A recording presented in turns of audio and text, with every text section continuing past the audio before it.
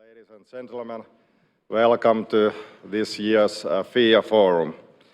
This year we are going to arrange the event together with the Finnish Security and Intelligence Service, and we are very happy to do so.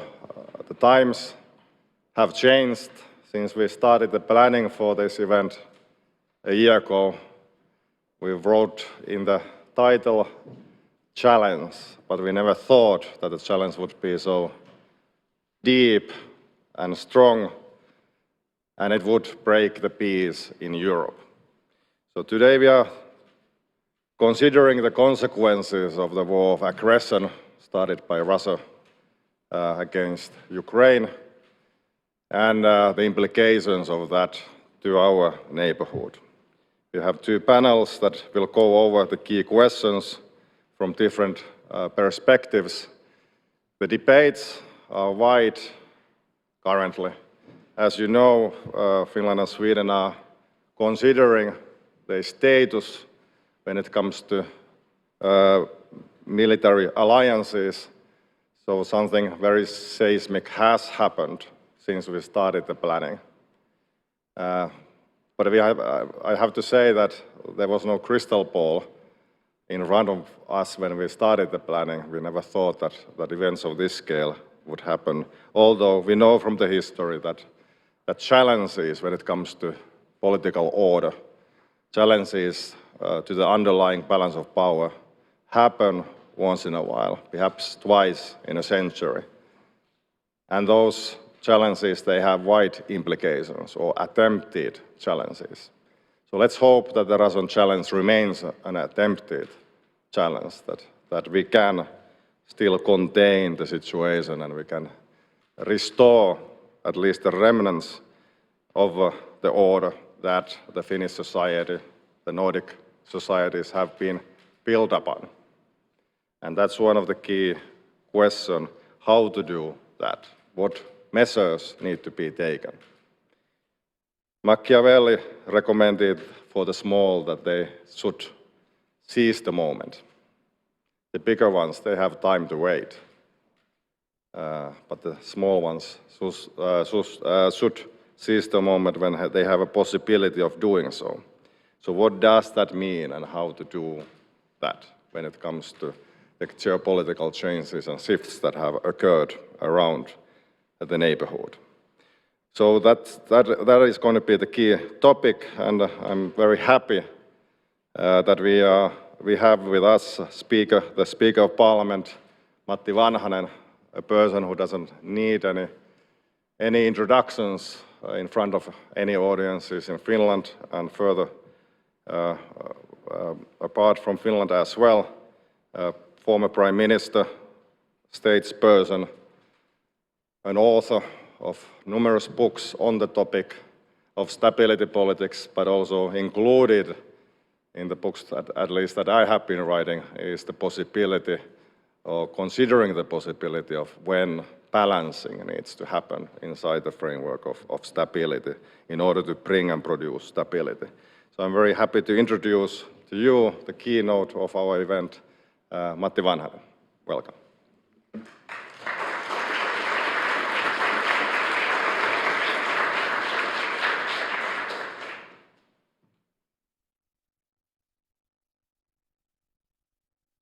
Yes.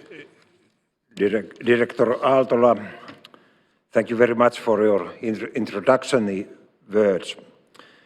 Ladies and gentlemen, distinguished guests, I'm pleased to attend this annual forum that is a third in series.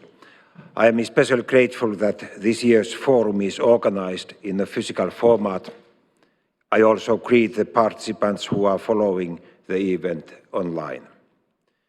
This year's forum is co-organized with the Finnish Security and Intelligence Service SUPO.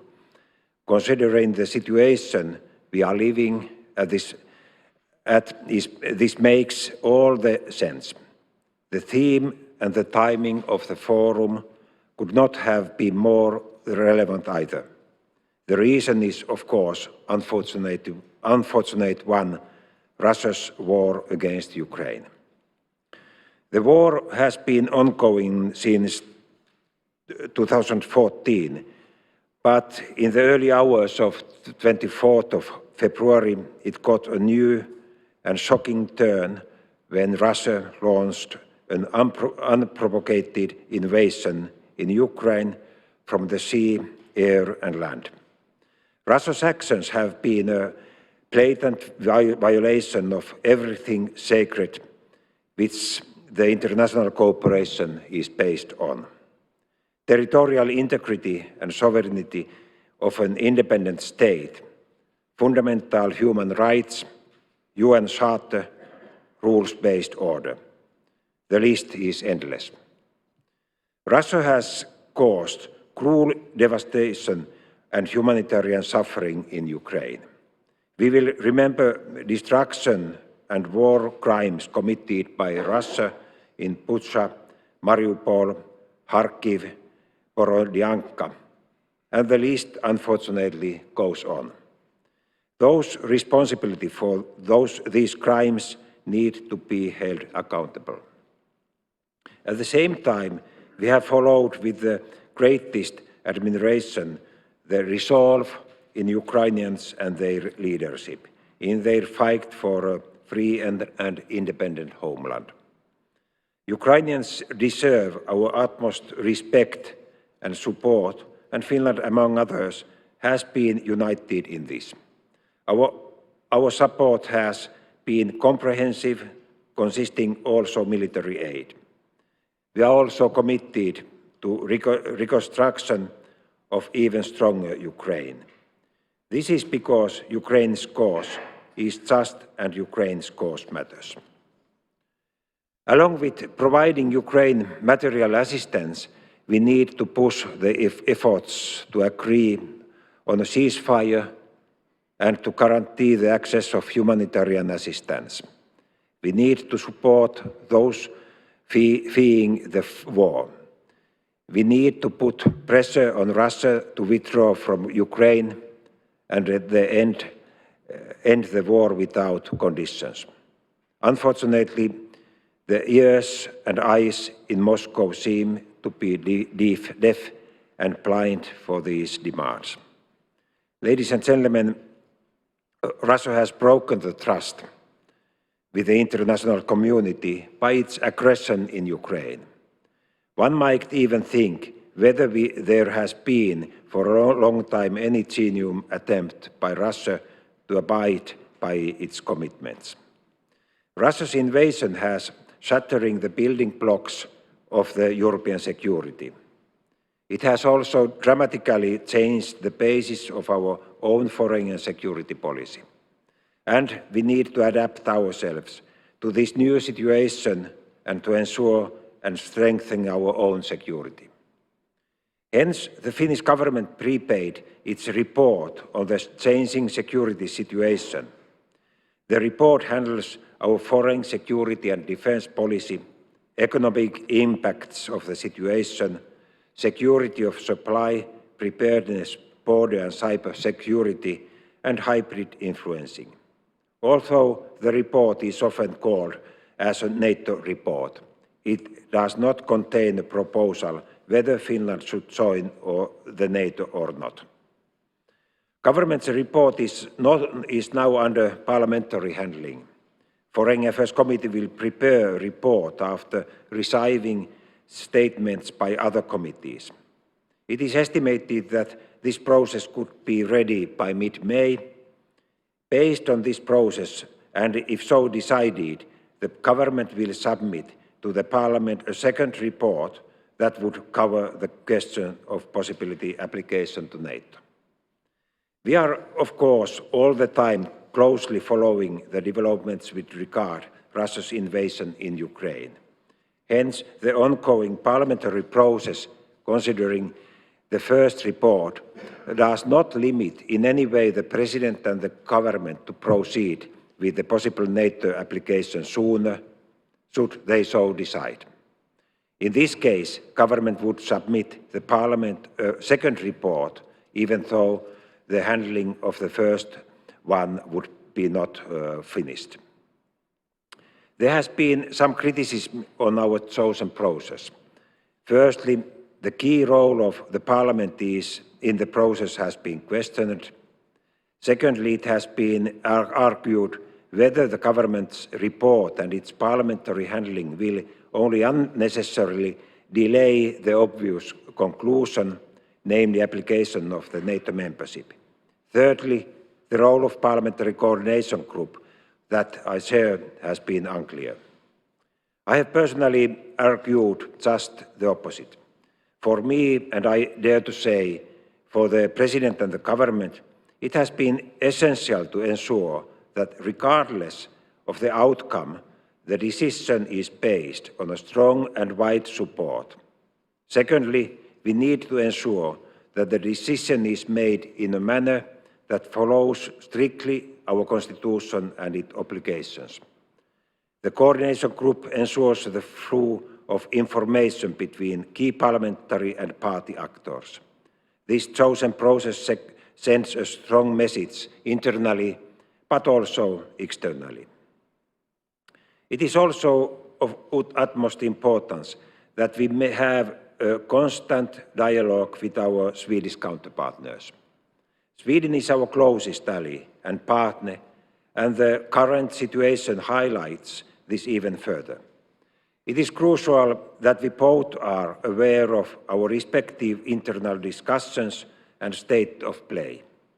It would be beneficial to do our decisions hand in hand, but at the end, Finland will, however, make an independent and sovereign decision of its own when it comes to the NATO question.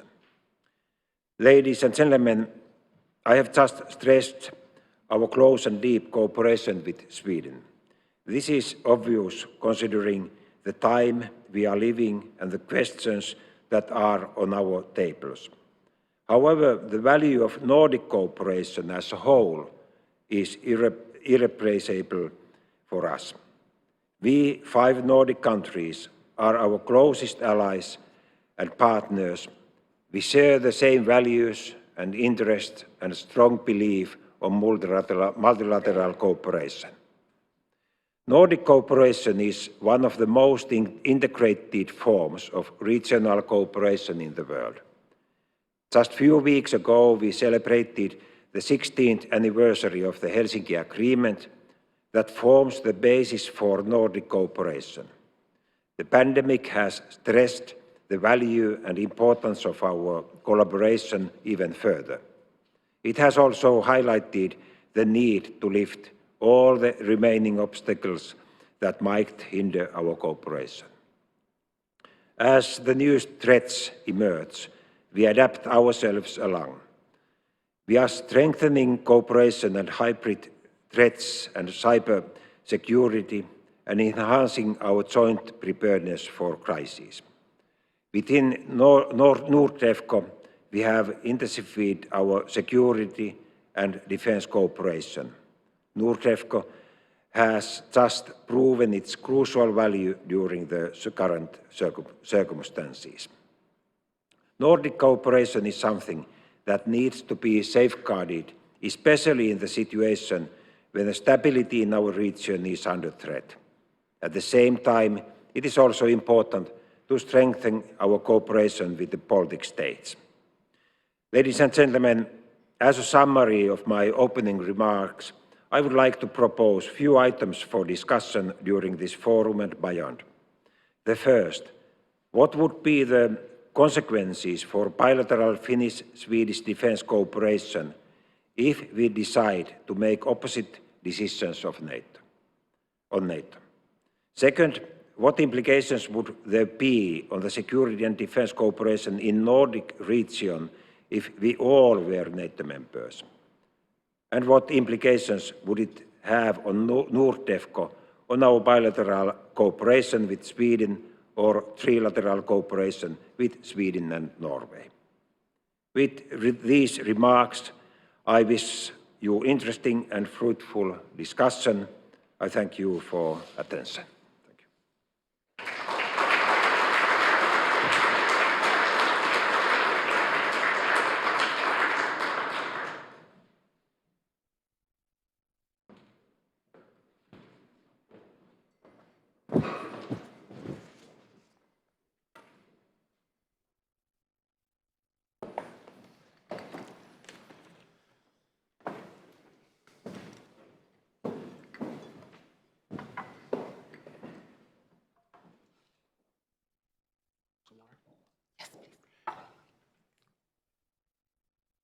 Great. Well, although I think he has appeared.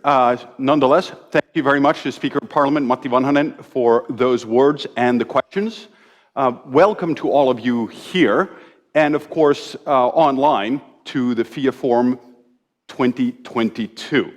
Our challenge today is, well, to speak about the security situation, its change in our neighborhood. In this first panel, we're going to expand what our neighborhood means quite significantly with our expert panels.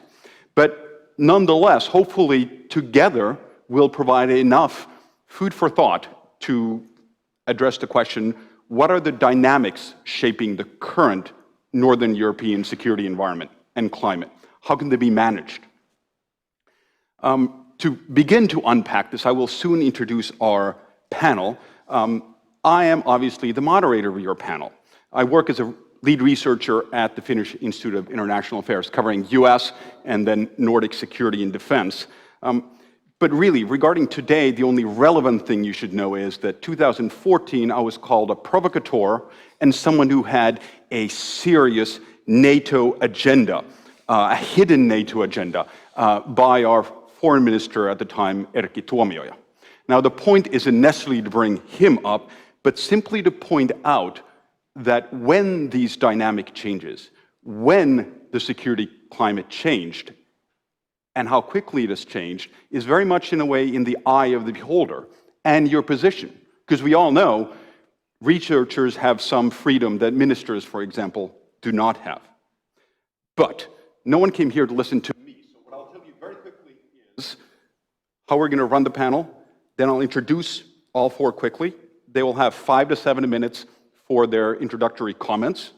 Then I'm going to follow it up with a few questions, as well as a chance for everyone to reflect on each other's comments. And finally, we'll expand it to the audience, both here and online, which hopefully the iPad will give me all the questions from there too. Now, because you can all read, I will make the introductions very, very short. We're going to start with Anna Wieslander. She's the director for Northern Europe of the Atlantic Council. She's also concurrently the Secretary General of the Swedish Defense Association, and she's a member of the Swedish or Royal Swedish Academy of War Sciences. Then we're going to hear from Bob Nurek, who's a non-resident senior fellow at this I actually have to read, Scowcroft Center for Strategy and Security, Transatlantic Security Initiative. But before this, decades of experience in government as well as out of government at RAND, and we just talked over lunch as a director of the Carnegie Moscow Center, which we all know, rather sadly, last week, maybe has a different future. Let's see. Then we're going to have Veli-Pekka Kivimäki, who's a senior analyst at Supo, so our co-organizer. And I am remiss to note, I have to say this, that we heard from Speaker Vanhanen about the changes broadly. I cannot imagine when I started at FIIA some time ago that FIIA, as well as a Finnish organization such as Supo, would have done cooperation like this. That says a lot about how Finland thinks about its security and the fact that we're a small country, so everyone needs to cooperate, discuss, and learn from each other. But for those of you who don't know Veli-Pekka, he's probably most famous in Finland for having been one of the, I will call, founders of Bellingcat in a way. And this experience has also allowed him to be an adjunct lecturer at Johns Hopkins and a visitor lecturer also in Osint at University of Jyväskylä. And then finally, we have who's the director of FIIA. He's also a professor at the Tallinn University in Estonia, and he holds the rank of docent at Tampere University. With these, I invite Anna to take us away. Thank you so much, and thank you for the invitation. It's lovely to be here in Helsinki and with this very important FIIA Forum, which is organized extremely timely, I believe. I have prepared 7 points. I realized I had 7 minutes for each of them, see if I can manage to do each of them in 1 minute. But I will have a focus on the geopolitics of the transatlantic relationship and the alliance, and then, since I'm Swedish, I'm sure we will dig into some of the more detailed considerations of the NATO process, as the speaker also hinted at. But I wanted to start by stating my first point is really that never in modern times has the setting been more threatening for smaller states in Northern Europe than what we are experiencing now. With this full-scale war of Russia, the invasion on a sovereign neighbor, and its claims for a new order, new security guarantees, that really calls for urgent measures to increase national security, and I believe that's what we are seeing in both Sweden and Finland and elsewhere. Secondly, when there are these kind of rising tensions in the Baltic Sea region, smaller countries are dependent on great power support from the outside, and I'm not saying that in a sense that we are not able to defend ourselves, but for the balance, as I think also the director mentioned in his introductory remark, for the balance of power we are, and that's where the transatlantic link and the United States is so crucial for the security of this region. And all Nordic states acknowledge this, regardless of whether we are members of NATO or not. So thirdly, what has changed then in the transatlantic relationship, if you look, let's say, 1 year back? Well, what we have now is, of course, the full attention of the United States on Russia and on the war in Ukraine. If we compare this to a year ago, we had the Biden administration had settled in. They had declared, the president himself, that America was back in Europe and back on the global stage. But what we saw was not really a full acknowledgement of the threat that Russia posed. We had Russia mobilizing 100,000 troops alongside the border of Ukraine in April last year. They then withdrew that. But what we had also other show of force of aggressive kind from Russia, military such, and we had Foreign Minister Lavrov also declaring that the EU relationship was dead around this time. So several signs, but what the Biden administration went for was a meeting with President Putin in June and a stable and predictable relationship. That was the aim. And we have seen where that has led us. Meanwhile, I think two things happened that we have not really assessed fully yet, but that affect the geopolitics of Northern Europe in profound ways. And I see two things here. One is the de facto integration of Belarus into Russia.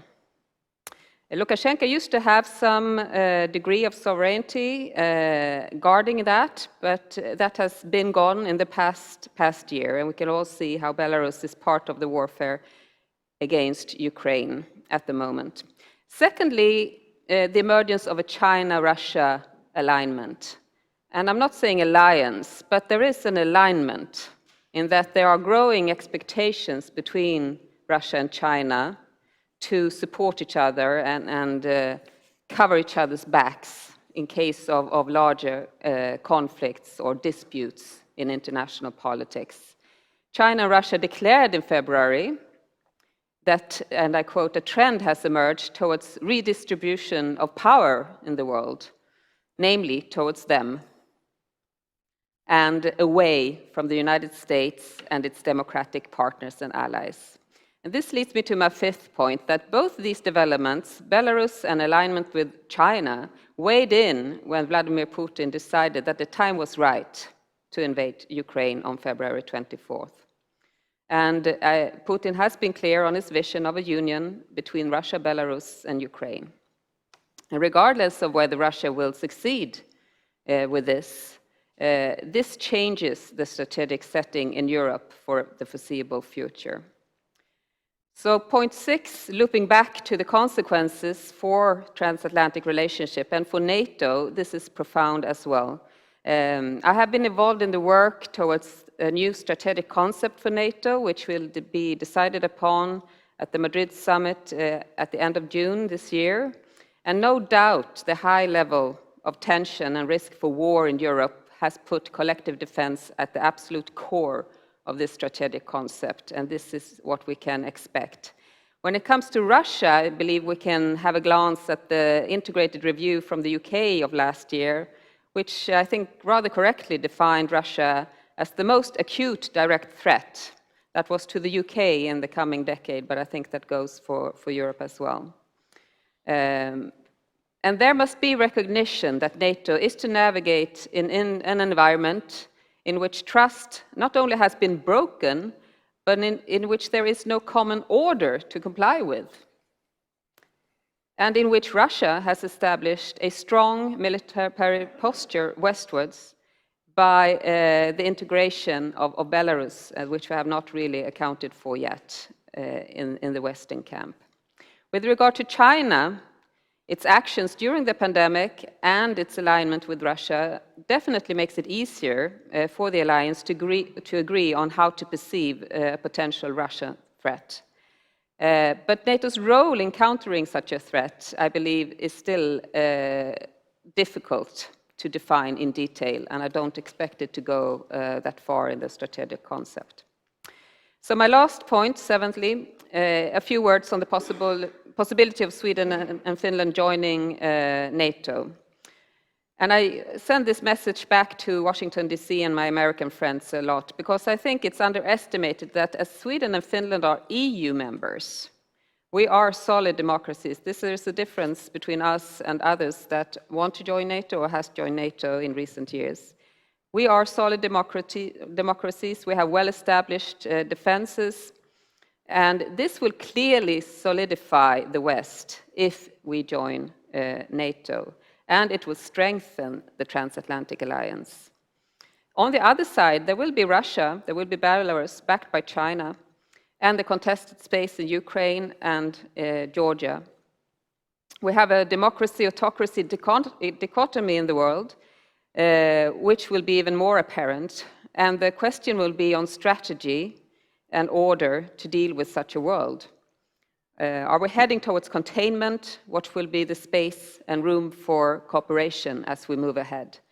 And as the war in Ukraine continues, I think we need to put a lot of effort into these broader questions as well, and not be too short-sighted due to exhaustion of all the things that we have to deal with shorthand.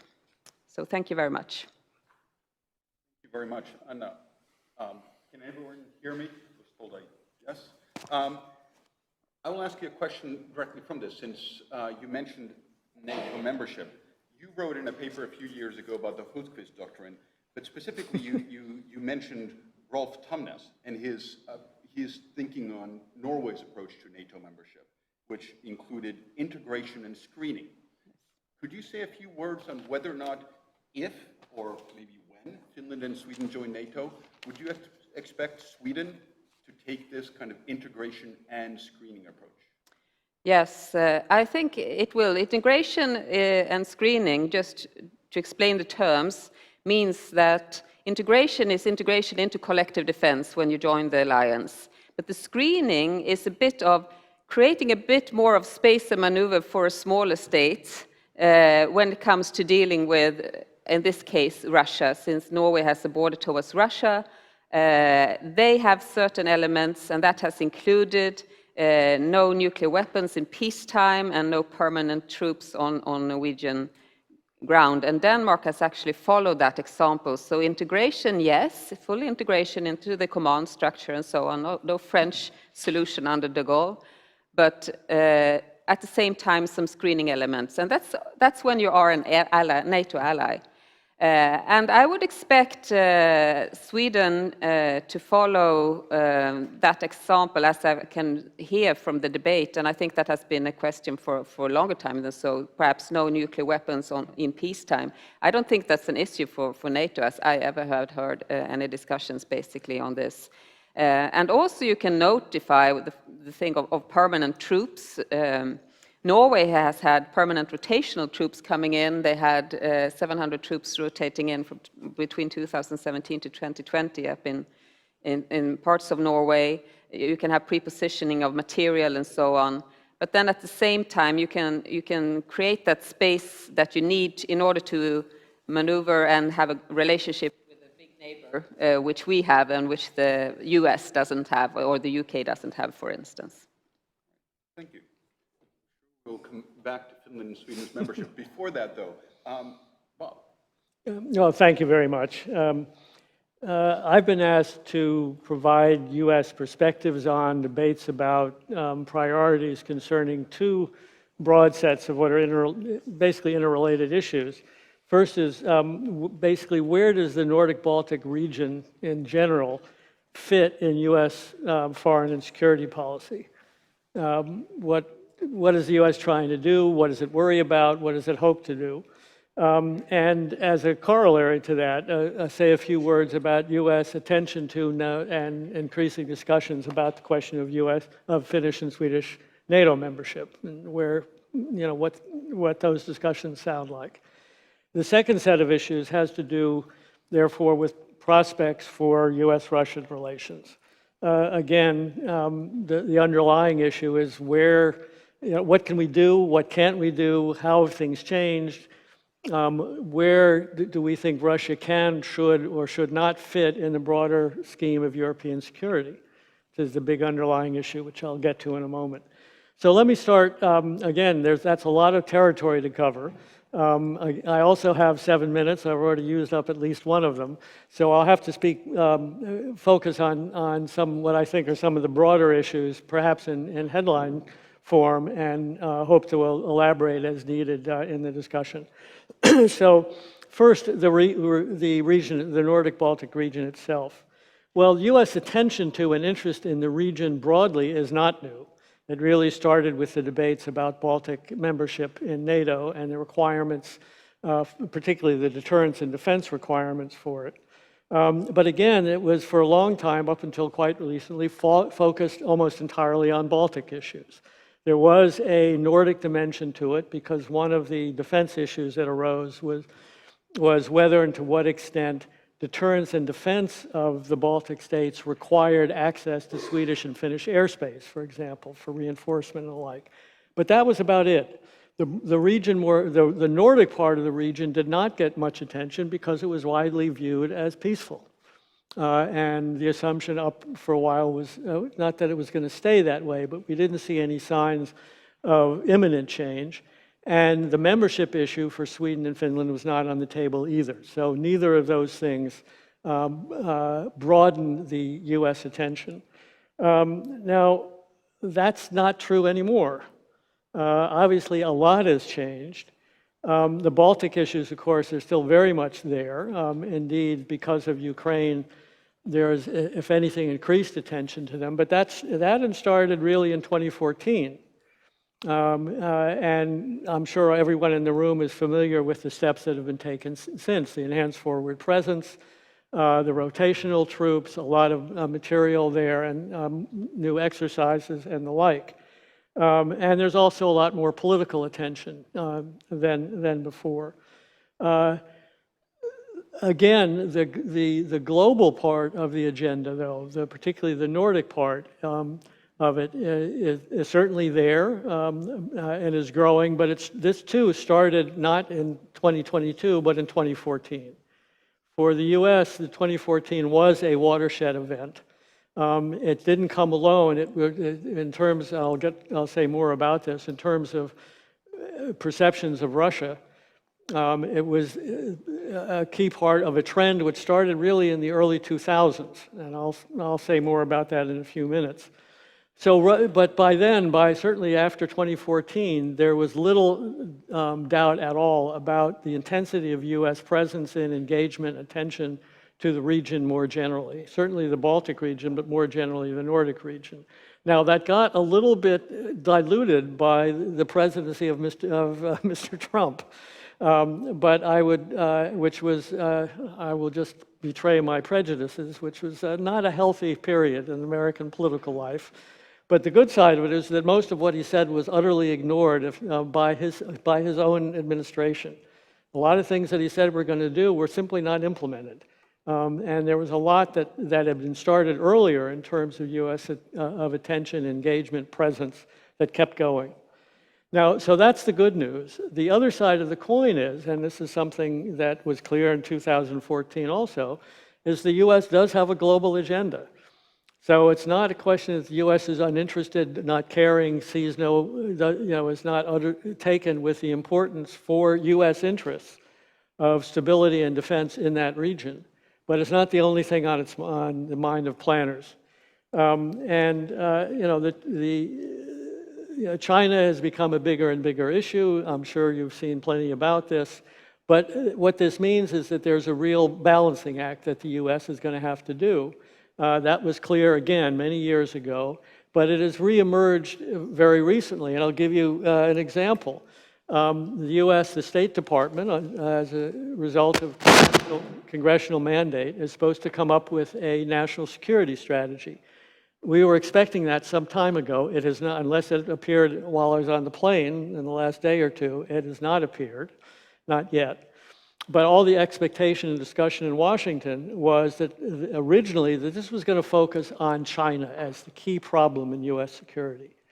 Meanwhile, what has appeared from the Pentagon is a national defense strategy, which says there are two key challenges, China and Russia. Russia is back. And we're going to see that, I'm sure, in the security strategy as well. But how the balance between the Asian agenda and the European agenda is set is something that we're all waiting to see. This is not going to be easy. And it very much has implications for the membership issue in the following sense, that as always, whenever the membership issue comes up, any serious parliament, including our own, will say, well, what does Article 5 require? What's the implications for our defense? I think this is not going to be a serious issue. The issue is going to be is going to arise. It's going to be discussed. It's not going to be a serious problem precisely because Sweden and Finland have serious armies. But there will be a question about how to organize planning for the region, what role in particular other key European countries will play in deterrence and defense more broadly. This again is not a new issue. It was raised very strongly years ago by Robert Gates, but it's still there. It's still being discussed. It's on the agenda. No secret about it. But this is going to be one of the key questions. I think, I'm very confident it's not going to affect the ultimate outcome of US support for Swedish and Finnish membership, which is very strong. And I think it's very strong in the alliance as a whole. I have myself, barring some major dramatic event, I have little doubt that if Sweden and Finland decide to apply, they will be accepted. The one question I have is how long does the process take? I know this has gotten a lot of attention here because that period is a period that frankly worries me. That is the period in between the application for membership and the admission to membership. Because I think it's going to be very, very difficult, given what we've seen, for some people in and around the Kremlin to resist the temptation to cause trouble along the borders. Now, I'm not worried. I don't think they're going to invade, but other things, cyber, bringing more Central Asians to the border, who knows? And we've got to prepare. I know there's been a lot of attention to that, but we've got to prepare for it. And I think NATO and the U.S. will need to both prepare for it and send some messages, first of all, to Sweden and Finland about what they can expect, but also to Russia about what Russia can expect if it causes trouble. Okay, what about Russian relations more generally? Well, back in preparing for this, I went back to talks I gave when I was here as a FIIA visiting fellow in 2014, whereas the American in town, I was asked the same thing. This was after Crimea. And what I found in these various presentations that I would go through some of the various particular issues on the agenda, and then always concluded with a statement, and this is pretty close to a direct quotation, of the following, that there is one big underlying issue, underlying all these other particular issues on the agenda, which we've never gotten right. It's been there since the Soviet Union collapsed. And that is, where does Russia fit in the European security architecture? And I referred to the old debates about NATO enlargement and about a lot of others since, where there may have been arguments, but the one thing everybody agreed about was the one thing we wanted to avoid, which was a revisionist Russia. Well, that's what we've got. And so my final comment was to say that's, having solved that is not healthy, but I don't see any feasible solution to it that would be acceptable both to Russia and to the rest of us as long as Putin's in power. Well, I'd say the same now, but with a couple of amendments. This is going to be a problem not only when Putin's in power, it's going to be a problem when he leaves. Now, how much of a problem and when depends on when he leaves and under what circumstances. But I would very much expect that there'll be questions all throughout NATO and certainly the US about what does this mean? How do can we repair things? There's going to be a lot less confidence. I wouldn't even say there was confidence before, but there will be a lot of hesitation. There will be engagement. But one of the problems has been to see not only what Putin is doing, but what we're seeing more broadly domestically there. The tremendous amount of support domestically in Russia for his war in Ukraine. Now, we all know these numbers may well be inflated because some people don't respond, other people are afraid to say things that will get them in trouble, but the numbers are not small. We also know that that's very much the product of control of the media for a lot of these people, but that issue will still be there. Is this going to be a congenital and long-term problem with Russia? The basic assumption is it will be. The question will be at what point and on what ways can we start to make things better. It's going to be a very slow and contentious project. Now, there are a couple of areas where we have and will continue to engage. They happen to be what I think is a very specific, narrow range of hard security issues. I've been in the past, we continue to cooperate on counterterrorism.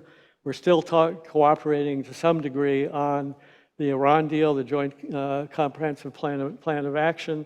And we've seen so far, at least, that although everything else in arms control is far and apart, the New START is still in existence, and the Russians are observing it.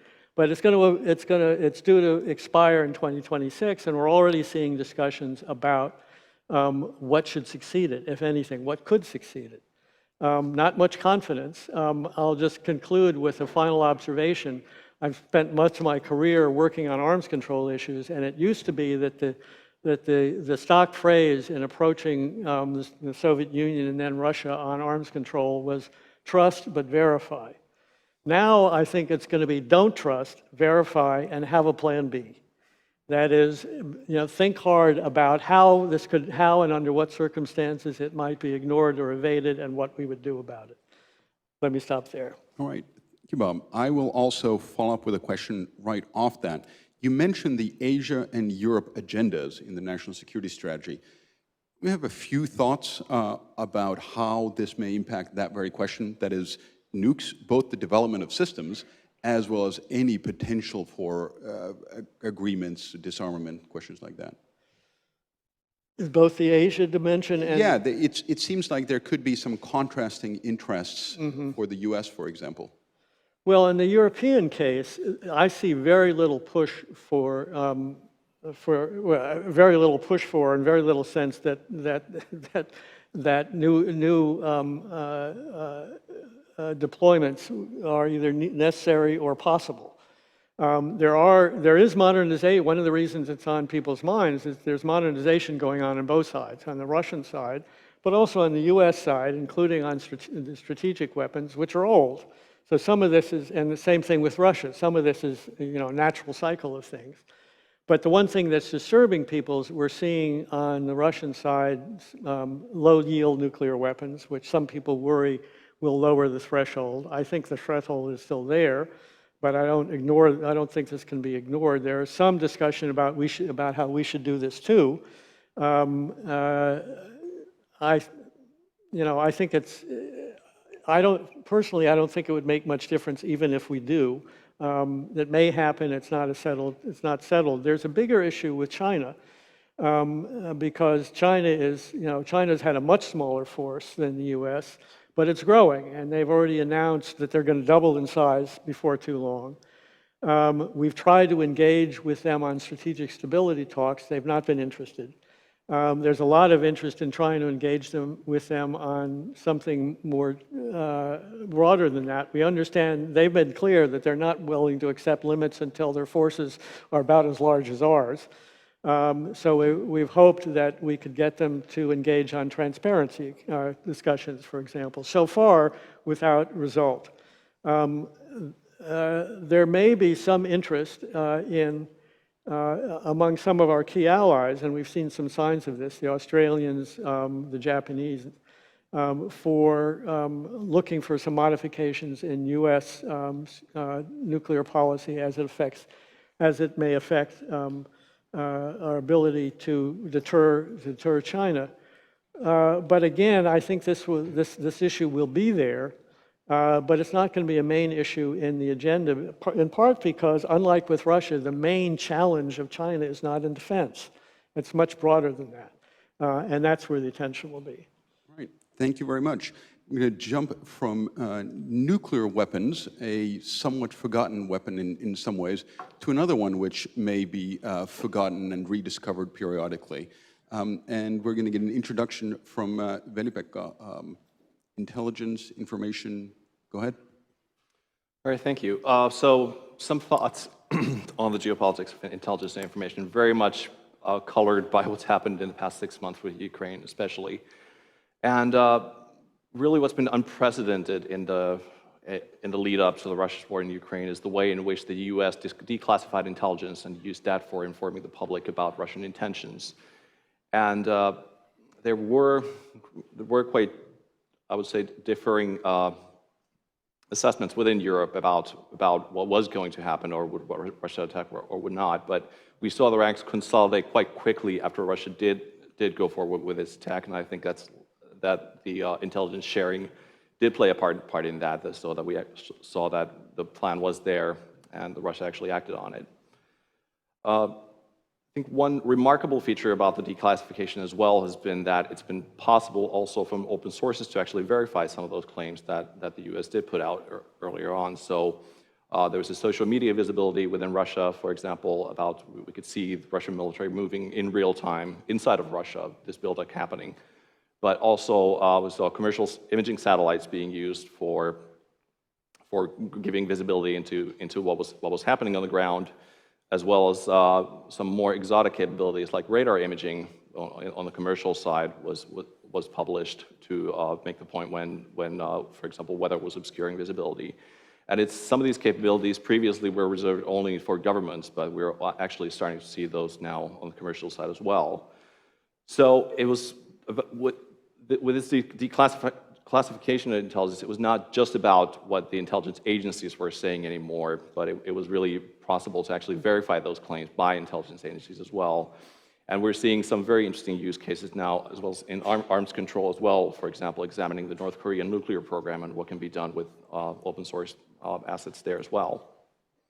I think also in this more transparent world now, intelligence agencies also need to think more about what to declassify and sort of what to keep for themselves. Since we are in a world where pretty much anybody with an internet connection can do quite a lot, sometimes with a little bit of money as well. But I think intelligence agencies should be thinking about what are their core information assets. So what are the most important information for us? And clearly there is an inherent need to still protect sources and methods. So we need to make sure that we get that unique information still as well. So there is a delicate balance there to the extent of openness that intelligence can do, but something that requires thinking. We also see that this kind of use of intelligence as well, it does become part of geopolitics as well, because if you look at, for example, cyber attacks, cyber spying cases, then attribution is something that requires political will as well. When you're naming an actor that's connected to a specific country, there are political implications for making those attributions as well. So whenever intelligence declassification and publicization is done, attribution, et cetera, it does really require close counsel among national leadership as well. After Russia's attack, so we've seen a change in the information environment as well, as we've seen Ukraine really dominate the sort of information war in a way here. And they've been very skilled at strategic communication, very clear, very selective messaging. They've been very effectively highlighting their own plight. They've been highlighting the narrative that they're fighting Europe's fight, basically. They're fighting for all of us, and effectively then also pleading for support. We've also seen them highlight then Russia's losses while also holding their own losses very, very closely. So they'll be very, very tight on what kind of information picture they're letting out. But it's also important for Ukraine now to keep the war in social media, sort of in the open, on everybody's mind, to ensure that they do get that continued support for their fight. And we do see that war now, again, through social media. So it's, if we look at modern battlefields these days, so it's mobile devices, internet connectivity is very resilient. So, for example, the war in Syria since 2012, we've had internet connectivity in war zones very, very constantly throughout, and now Ukraine is no exception. And notably, with Ukraine, we do now see, for example, evidence of war crimes as well. So that's something that definitely requires attention as well, and thinking about digital preservation of evidence and how do we ensure that there are then consequences afterwards as well for these actions. Intelligence really has been an information weapon for Ukraine as well. So we've seen Ukraine now using intercepted telephone conversations, for example, of Russian forces discussing looting inside of Ukraine, and those have been released publicly on social media as well, which obviously have an impact on how the actions of Russia are perceived in Ukraine. But we've also seen Western intelligence contribute to the sort of information picture of this war as well, since UK Defense Intelligence has been publicizing their own daily assessment of the war on Twitter. So you can go see what UK Defense Intelligence thinks and how they see force movements. You can follow all that on Twitter on a daily basis. So that's a sort of new, unique thing about this current conflict. We're also starting to see now bits and pieces about what kind of intelligence support US has been providing Ukraine as well, and how that actually may have changed battlefield outcomes as well. So this really shows the importance of intelligence cooperation and sort of building that cooperation beforehand. It's really something where I think we can see that balance come in as well, is that when we have significant intelligence capability from the Western side coming in and sort of balancing out what Russia may have an overmatch on force, we actually can be better at targeting and et cetera by having that information overmatch. We've also seen on the tail end of that, so we have the targeting side, but also we have sort of battle damage assessments almost, but done on Twitter as well nowadays. So we get a very granular view of what's been going on and what the Russian losses are like on the battlefield as well, which really gives us a better sense of what kind of combat losses and what does that mean for the Russian combat effectiveness? What are the long-term impacts for the Russian force out of these losses? So that's again a kind of visibility that we really haven't seen before. But also going through all this, then analyzing this war through the means it does clearly have the implications for the security as well. What the Russian overall military capability will be coming out of this. So my takeaways from this really. From a decision-making point of view, are to think about intelligence as a foreign policy tool as well, and sort of where these declassification and sharing of intelligence can support foreign policy objectives. We should also, within intelligence communities, within intelligence agencies, we should have a quite granular understanding about the information we sit on and what can be released versus what should be withheld. Also, we should understand the role of intelligence, how it can play in strategic communication that we've seen now in Ukraine as well. But also, then finally, how open source information and all the volumes and reams of information that we have, how can those then support in intelligence communication and intelligence sharing as well, as, for example, now utilizing these commercial imaging capabilities and how those can be used for giving a better view of what's going on in the world. Thank you. Thank you. Quick follow-up question. What would you say, and this is of course your opportunity to give a great sales pitch for Supo, what would you say in this era where a dedicated group of citizens with a little bit of resources can dig up an incredible amount of information, what is the kind of value add for a decision maker? What does Supo provide, or an intelligence agency broadly? Because it's hard to say that, well, we have access to satellites. Finland doesn't have them officially, but you could buy a lot of stuff. How do you see in this environment that you described the value add of a dedicated national intelligence capability? Well, it comes down to what are we getting at, and I think the most valuable thing for intelligence is intent and trying to lure out what is going to happen and what is going to happen, and it's probably not Twitter where we always find that out, but it's human intelligence, for example. Human intelligence capability is traditional spying is not going anywhere, so we see that very clearly in the world.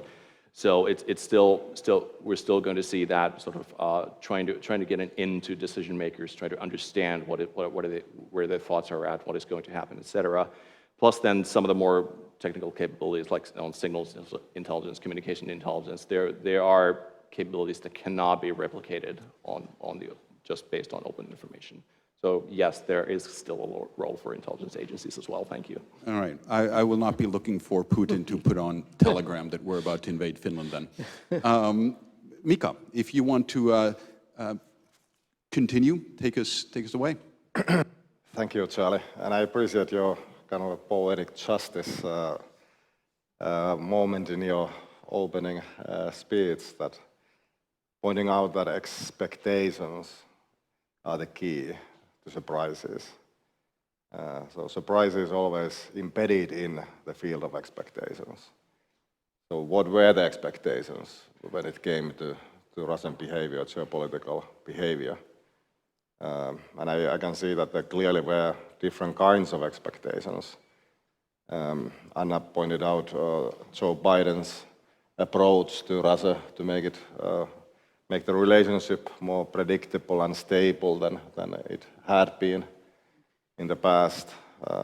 And perhaps I see that as a kind of trying to a bit expand the status quo, to integrate Russia, to make Russia understand certain Western red lines when it comes to creating democratic vulnerabilities, for example, a practice that Russia was using so effectively over the past 10 years, 15 years. Special operations when it comes to cyber, when it comes to different other tools, the wider spectrum of forceful, coercive power. Russia had been effective in that, trying to kind of set red lines and broaden the status quo, kind of working within the system and try Russia to work within the system as well, the existing security order. The reflection of that in Helsinki was to talk about Helsinki spirit and what would that mean in today's world, kind of managing the status quo, expanding the status quo a bit. And I think Joe Biden has something like that in his mind. It was less wishful than Obama's ideas about the arch of history bending towards justice and the righteous. That was, of course, a fallacy. Joe Biden doesn't have any beliefs that history has a certain course. It has dynamics, and you can influence those dynamics. You can make things happen. And when it comes to helping Ukraine right now, it is very important that we make things happen, that the force meets counterforce. The dynamics of power, the laws are very ancient, and those laws exist. The brute force has certain predictabilities. And when I was referring to power transition challenges that happen once in a while, it's clearly that Russia is trying to ignite a power transition challenge, using Ukraine as a tool to do that, trying to cause an escalation. And what power transitions usually mean, when I was referring that they happen about once or twice a century, they mean that there's a series of wars or wars coinciding each other in different fronts. So kind of trying to ignite something like that, I'm sure that Russia had that in mind, causing dominoes to to start falling. But I'm sure that in China, when they were observing, after meeting with Putin day before the Olympic Games started, they were observing what happened in Ukraine. They didn't see a dynamic growing great power in Russia, but actually a weakening, decreasing power. So Russian attempts to ignite something greater perhaps was wrongly timed. But clearly, our attempts to integrate and manage the Russia relationship within the system failed, and Russia was working outside of the system, and we should have recognized over the years that Russia is working outside of the rules. Since Georgia, of course, we can go even further back in time, but the awakening to that reality was still a little bit difficult. A modern mind tends to shy away from recognizing the brutality of the reality. We have progressive narratives that we are so familiar with: integration, deepening integration, enlargement of EU and NATO, innovation economies, building of those. So we saw in the first Ukrainian war, we saw some kind of a special operation instead of a war, and we even invented fancy names for new types of warfare that some still recognize, but I see them as denials of what was clearly in front of us. And I'm not condemning the attempts to integrate Russia, kind of bringing them back in to the system or expanding the system a bit, giving leeway. There were attempts made in good faith. That is clear. So how then the scenarios look like in the future? Well, Putin has become a toxic, distasteful for the harmonious thinking in China. So China adopts a wait-and-see attitude. Of course, solidarities are with Russia, because Russia's attempt to ignite something great, a power transition model going towards multipolar world, is something that is to the liking of the leadership in Beijing, but it was front-loaded, and the Chinese perhaps are keener to work within the system to reform it internally, change the status quo in their favor after Ukraine. But history doesn't end when Finland and Sweden joins NATO. That's clear. And we have to be prepared that things are contingent and they remain unpredictable, and our expectations of things somehow returning to normalcy and stability after such great efforts to help Ukraine and Finland and Sweden joining NATO. There is going to be nasty surprises if our thinking is so wishful. We create those nasty surprises by being too optimistic of the situation. So we have to think about the negative scenarios. What is waiting after the Finnish and Swedish NATO membership? It'll have a stabilizing effect, but it will also create contingencies. So what are those? What does Belarus mean for Russia? How about the eastern or the southern Black Sea coast going towards Moldova? How does that change the geostrategic picture in Europe? So how the creeping effects of the war, when the immediate effects of them have surpassed, how the creeping war of attrition will affect Europe for years to come. Well, thank you, Mika. I was going to, especially for our international audience, ask about your thoughts on whether or not Finland and Sweden would join, but since you already answered that, I will take a risk, especially regarding our next development talks, and skip the question directly for you. I'd like all of the panelists to think about if you have any reflections on each other, but to get the audience involved, I'd like a few questions first. Those of you who are following us online, no worries. I have been scrolling through the comments and questions, but I'd like to start with a question here. A microphone should be delivered to you, and when you get it, please just state your name and any affiliation. That would be great. No, we see here. I believe it's my colleague, Katja Kreutz.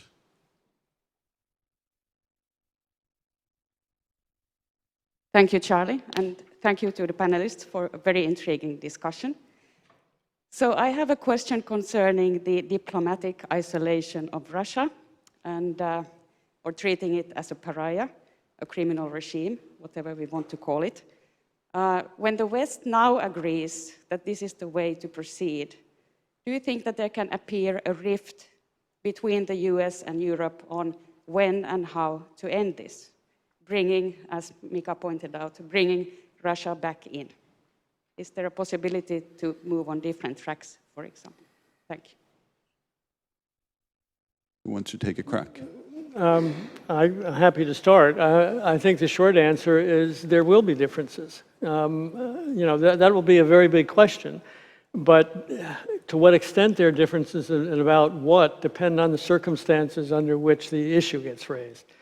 If Putin falls apart, if he walks under a bus and Russia looks like, you know, it's much weaker, it is withdrawn, it is lost in Ukraine, that's one thing. We will, in any case, if the day after Putin leaves power, we'll be asking ourselves what's replacing him, and what kind of people are they, what kind of authority would they have, what can we depend on or not, what should we do, under what conditions and what sequences. These will be very complicated questions, but will and should be raised, you know. And there will, as there have in the past, I'm sure there will be different instincts, but I would like to, I do believe, and I would certainly like to believe that at least in the short term, there will be agreement about two things. One is we ought to look into this and see what happens. We ought to engage and to see what might be possible, because what we've had before is not desirable. But we need to be very careful about it, precisely for the reasons I mentioned, that what we've seen is a problem not only with Putin and around him, but one of the questions will be what's going on in this society. What have we seen in the instincts there, and do they matter, and how do they matter? So this is going to, that's why I said before, it's one difference between now and 2014 is that when I would have said then, we're not going to solve this as long as Putin's in power, we're still not going to solve it. It's going to be an issue, but it's not going to be so easy to solve the day after he leaves. Mika? Good question. I was just thinking like the premises in that. Have to kind of think about how to return to somewhere or restore something, kind of a restorative moment that it is has happened in Ukraine, but I'm very much afraid that Russia is not overextended and overexhausted yet, and it won't be for some time. So we will see more war of destruction in Ukraine, perhaps hardening of the fascist position of the Russian societal scenario. It's one of the key characteristics right now. But hardening of that position, kind of if they are attempting the purification of Ukraine, it comes to my mind that they might attempt an internal one as well, perhaps simultaneously.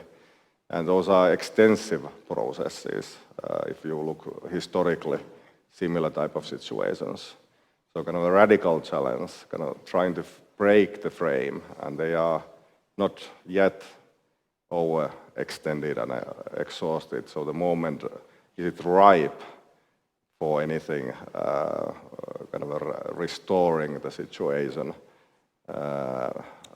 currently, or are we in for longer term containment of Russia?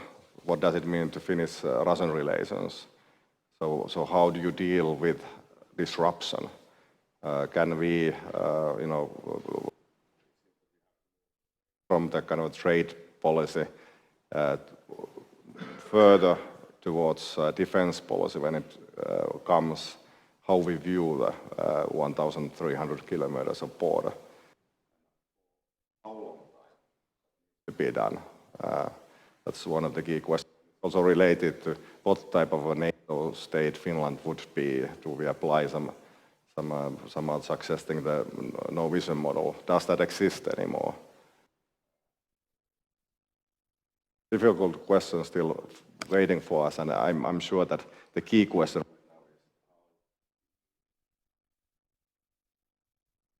The quick comment from Bob, and then Anna. But just a quick addendum to what I said before. What I assume are quite apparent reasons, I don't expect this to be an issue, serious issue on the agenda now and for the foreseeable future. We'll be worried about a lot. We talk about policy towards Russia. We'll be focusing on a lot of other things, not about how to re-engage them. But a time will come. I don't know when. I don't think it's in the short or medium term. I'd love to be wrong, but a time will come when that will become an issue. Because of that, I would hope that we could start to have quiet, serious discussions, first of all, within the US, but also within NATO, not to settle policy, we wouldn't do that, but to start identifying the issues and questions we'll have to deal with, rather than do that the day after, the day after Mr. Putin leaves office. Precisely because it is going to be complicated, I think I'd like to see some serious thought and discussion about complicated in what ways, what are we going to have to deal with, but knowing that, unfortunately, I think we got a lot of time to figure this out. Anna? Yes, it was an excellent question, and I really think it's key to think those things over also in parallel. If you look at Europe, for instance, you would have Germany, the discussions there, very toxic discussions, you can say, on energy dependence, Ostpolitik, what remains of that, and what is the Zeitenwende they have talked about, and how does this come through? And I think that will echo in the future. You have another 5 years of Emmanuel Macron, which he has talking about failed policies. He tried to pursue a strategic dialogue with Moscow for most of his previous period, which failed drastically, did not succeed. What lessons does Paris draw from that, and what can we expect in the future? So I think this is very important also for Northern Europe to make ourselves heard in all of these questions for the future and what we see, and also have a dialogue across the Atlantic with DC and with NATO as partners or future allies. Great, thank you. If I could have the microphone back to the second to last row in the white jacket, and while that's delivered, I'm going to read a question from online, as it were, from Richard Milne, the FT. What kind of security guarantees or reassurances should be offered by NATO allies to Finland and Sweden if they apply for membership, and what do you think will be offered? Think about that, and then we'll hear the question here. Yes. Thank you. Nina Hyvärinen from the Ministry of Transport and Communications, working in cybersecurity. And I'd actually like to look a little bit ahead and pick the notion that Mika Aaltola just mentioned a while ago, Helsinki spirit. Do you see there's a room for Helsinki spirit, what it could look like and entail, and of course, when perhaps the time could be for something like that? And especially looking at that it will be in 2025, 50 years since the OSCE was created in Helsinki. World is very different, but could we have something like that, looking at the confidence building measures? Can it be anything without having also, for example, China included? And of course, personally very much interested in that, how we could look at like cybersecurity, something as part of the... Thank you. Who wants to crack cybersecurity in Helsinki spirit, and then security guarantees? I could do the cybersecurity. So I would love to see Helsinki spirit in the cyberspace as well, but it's kind of a wild west right now. And I think the trend, if we look at the trends, what is happening in cyber right now, whether it's espionage, cyber attacks, et cetera, there's been a longer trend just of increasing activity, and I think something needs to happen before we seriously start actually talking about sort of what do we do about this. So I think right now it's kind of an infection, but we were sort of waiting for it to reach some point before there is. So whatever that is it a major cyber attack or something bad that happens? We'll see. But I think right now it's premature to wish for that.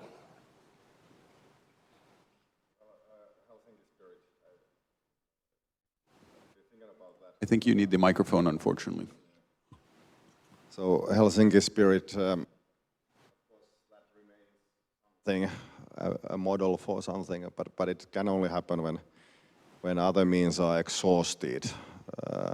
So we have an idea of Helsinki and the spirit of it as something very cuddly, something very dialogue-based, but it was actually kind of a power politics by other means type of situation, and the lessons learned by Soviet Union when President went back home, he was greeted by the Politburo with loud clapping of hands because he thought that he won a victory there, that the President doctrine had been kind of become integrated part of the European security order. When Ford went back to Washington, the American press was greeting him as a failure, having failed and betrayed the West in Helsinki. So what was Helsinki and what is the spirit? But 2025, I think, is a little bit too early on to think about anything serious. Otherwise, it perhaps could be only a failure. And do we want to fail that spirit? So perhaps it needs to be put on hold, and we need to think about other types of sentiments than a Helsinki spirit. For this particular era, something new is needed, and the challenge doesn't disappear overnight. It's perhaps we are only seeing kind of the first parts of a much wider challenge where the Western democracies are involved. So that possibility remains there. So too much optimism can lead into nasty surprises. Right. Anna, do you want to reflect on any security guarantees or no? Sure. Well, I think this question, sometimes it gets a bit too formalistic, I think. You need to have more of an informal approach to that. Also consider what we have had here since 2015-16. Basically, Sweden and Finland being plugged into NATO collective defense measures, should we choose to use them, so to say. So we are very close here. It's nuances, really. We already had, for instance, when Sweden and Finland joined the Joint Expeditionary Force in 2017, UK Defense Secretary stating that Sweden and Finland can consider themselves as allies. We have had Vice President Biden in Sweden 2016 making similar statements. So I would expect political, not formally binding security guarantees from NATO when we are not members, but political declarations from the US and the UK, and they could be pretty much similar, stating that the US and the UK are free to choose to try help Sweden and Finland defend themselves if there should be such a situation. So these kind of political declarations could come at some point, just having the signaling value which is needed towards Russia and others to say that this is on track and this is where we are in closeness.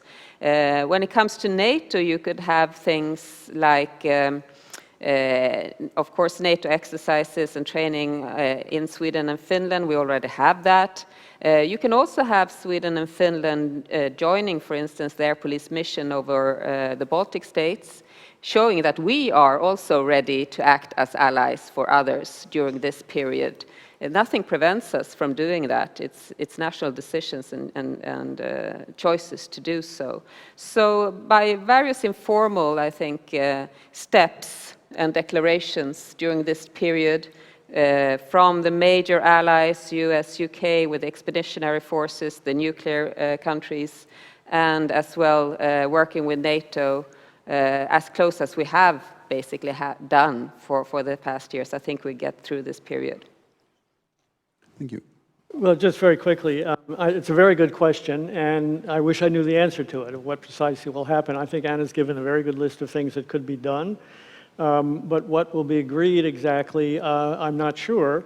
I can say this is a subject that's been very much on the minds of the US government officials and in the policy community. So, and I assume it's the case that this is being discussed a lot here too, and that there'll be discussions between and among all of us about it.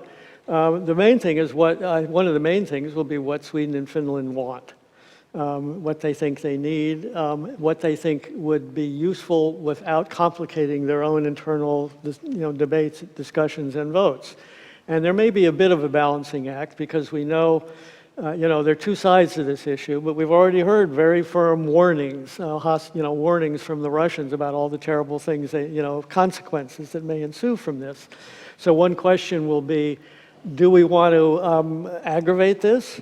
Or do we want to respond in the ways we think they understand, which is to say, don't do it because it'll cost you more. Now, I don't think that beyond, as Anna says, beyond maybe some exercises and the like, there'll be I wouldn't expect NATO formally to do much more than that, but there will be, and it will be important to have signals of various kinds, particularly from the US and from other key allies, that this is an obligation we're taking on. And although NATO may not be formally committed to Article 5 until accession actually happens, the US is going to take it seriously from the outset. Now, what kind of threat or challenge will come with that is going to be an interesting question. But I think we'll see plenty of warnings and plenty of back-channel talks to convey this as best we can. But precisely what's going to come of this is going to be an issue that's going to be central to a lot of discussions, and precisely what's going to be done and under what circumstances, I'll look forward to finding out. All right, I guess we all will in some way. I don't see any questions here. We have about 5 minutes. I'm going to read off two questions. Oh, Anna, go ahead. No, I have a question for Veli-Pekka. Sure. Go right ahead. I can't help myself, but I thought that was such an interesting point you made on, intel and sharing intel and its connection to foreign policy objectives. One of the stated objectives before the full-scale invasion of Ukraine was deterrence, actually. And that was explicitly stated by NATO Secretary General, for instance, that one of the aims of sharing this was to prevent Russia from actually pursuing this invasion that was suspected. Now, that obviously failed. In my view, do you see it differently? While I see one of the things that it did do, foreign policy-wise, was to create unity among allies and partners, for instance, on finally what was at hand. So we managed to get a common threat perception, which also facilitated joint policy. But I'm curious to hear about how you think about this deterrence, because it's an interesting track, right? We all want to deter, of course, we don't want this to happen again. Was it basically right, or could it have been done differently, or is it just something that we should not expect to work? So I think it depends on the case, and I think here clearly the one that we're trying to deter would need to be open to that being deterred through the information. But I think the case was that they had their own logic in how they went through that decision process leading up from summer of 21 into the start of this in February.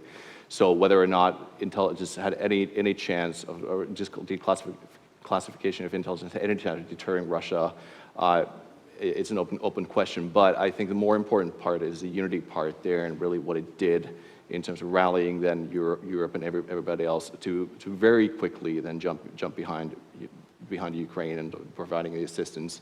And it's really, I think that getting up to speed very quickly on the intelligence sharing, on the support, et cetera, I think that had a decisive impact on Ukraine's success. So I would say that it definitely was useful. Thanks. Thank you. I'm going to combine a few different questions here. We'll have about 3-4 minutes to go through it. We've talked a fair amount about Russia, what we should do, what thoughts about how to maybe bring Russia back in some way, how to climb down from sanctions. I'm a little bit more interested in what we're going to do. How do you see we should cooperate? EU is central and will remain central to Finland. NATO will be a new cooperation forum, which will open up different types of intelligence and military cooperation in the Nordics in a different way. How do you see this? What would be your advice to how to start building this cooperation among us? Of course, being ready to, at some point, maybe expand us also. Is it regional, the structures we already have? How do we do it? Well, just a few words. I mean, it's a very good question. There's a lot, again, a lot of attention to it in this question in principle. A lot of ideas floating around. One area where I think there'd be a lot of work to be done is something that Anna referred to before, which is sort of a marriage of the EU and NATO. We've known for a long time, I mean, NATO planners, for example, have focused a lot on the need for better collaboration between the two because of concerns about reinforcement, that an awful lot of things that has to be done to expedite reinforcement, that is on dealing with border issues, dealing with infrastructure, flyovers, all the rest, these are really EU mandates, EU authorities, not NATO authorities. So the issue is there, but it could be broader, and one of the ways, again, this gets back to the question of Swedish-Finnish membership, is that it would solidify, and this is an argument that's coming up very strongly in the US in support of that membership, it would solidify the arrangement in the Nordic-Baltic region more generally.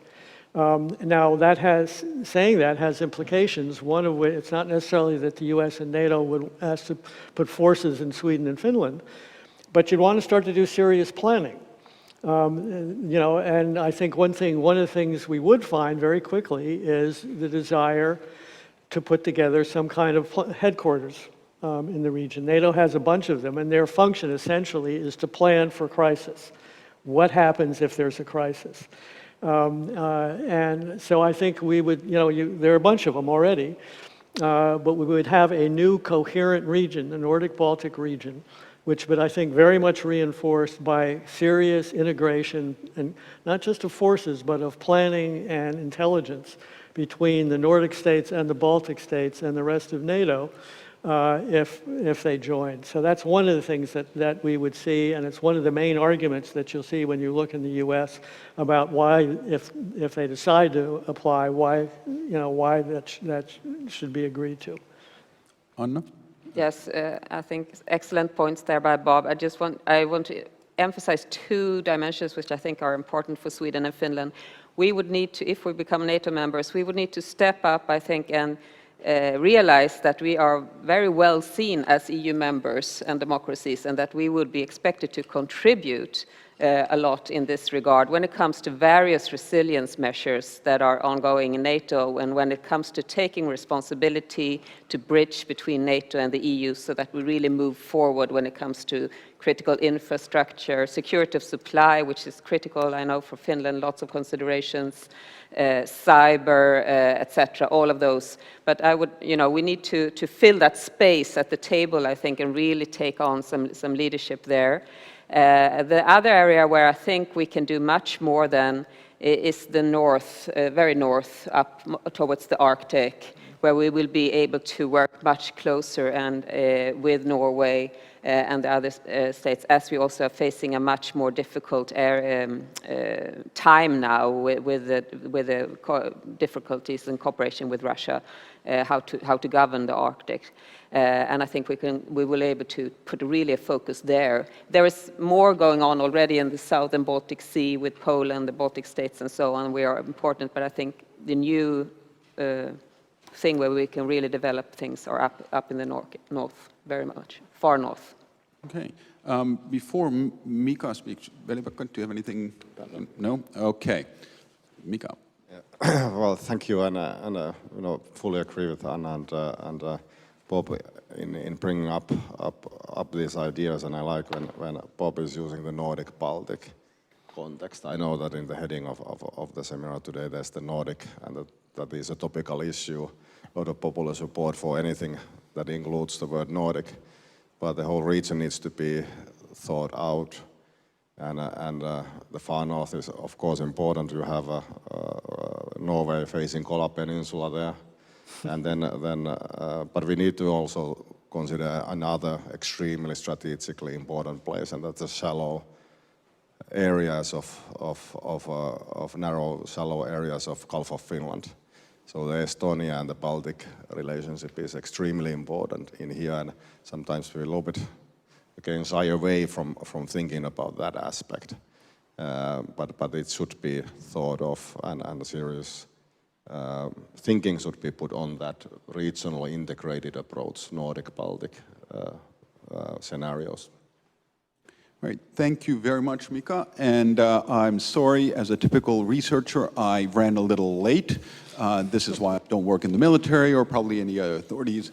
But I would like you to think of this when you come back a few minutes early so that the following panel can start on time. But before we go, can I ask everyone to give a great round of applause to our fabulous panel?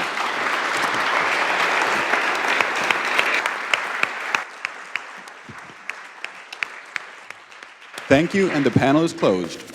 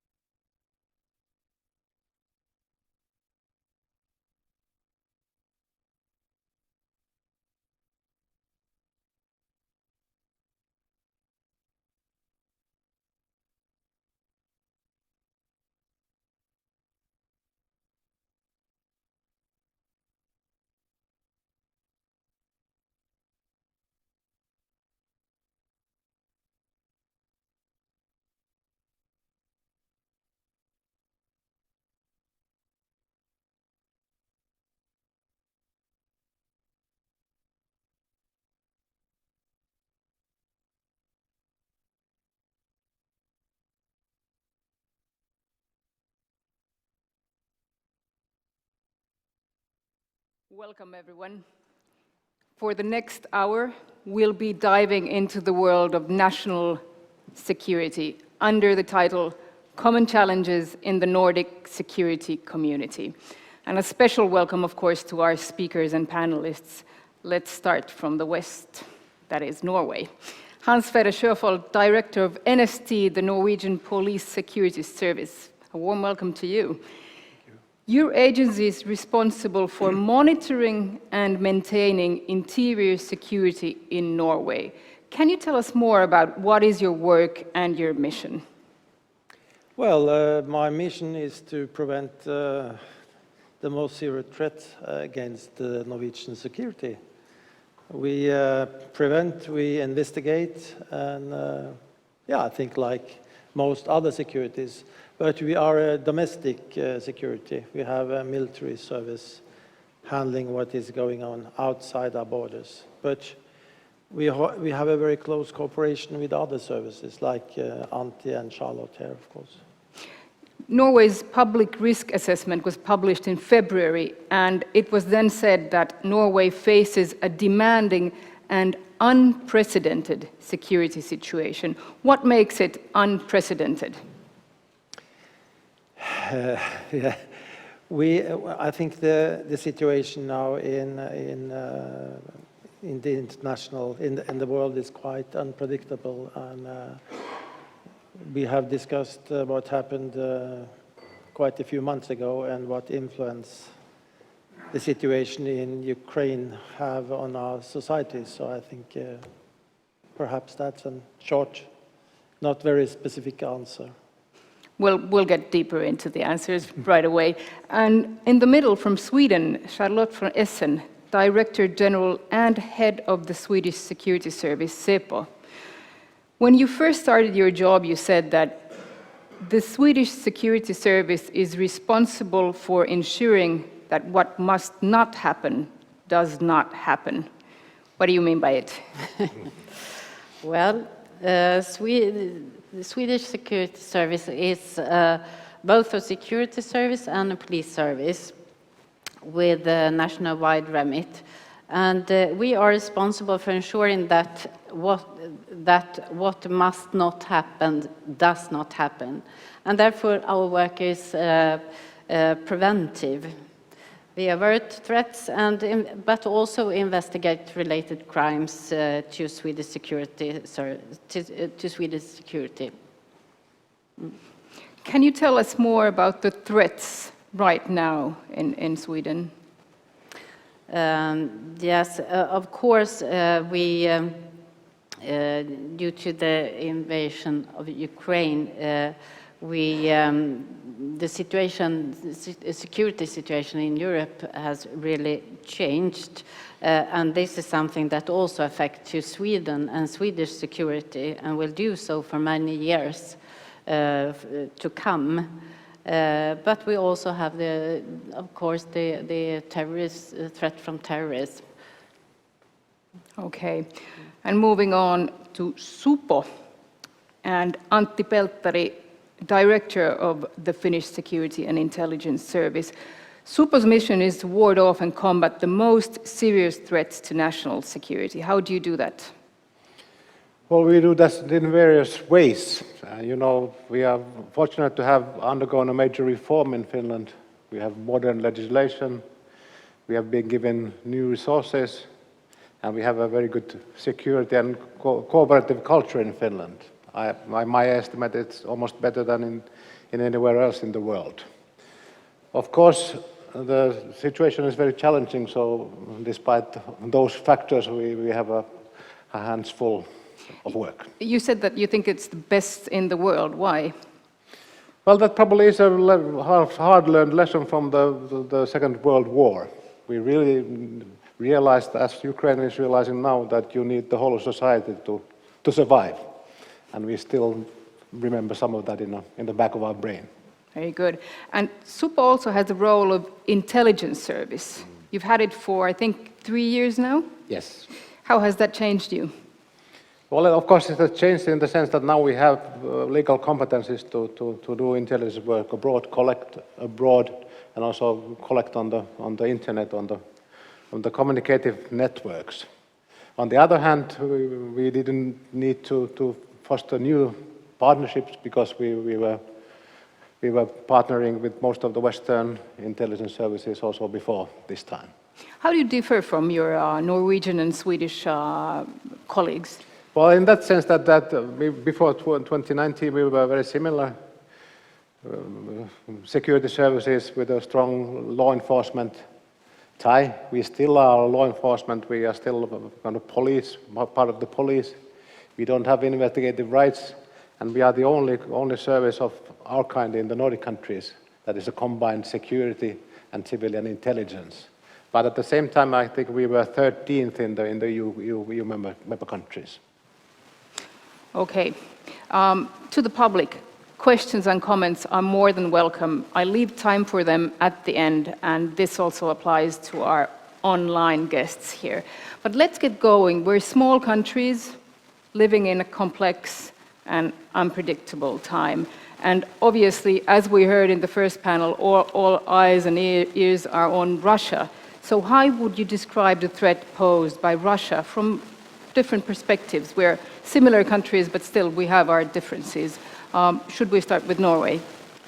Yeah, I think the level of intelligence threat from Russia has been quite high for many years in Norway.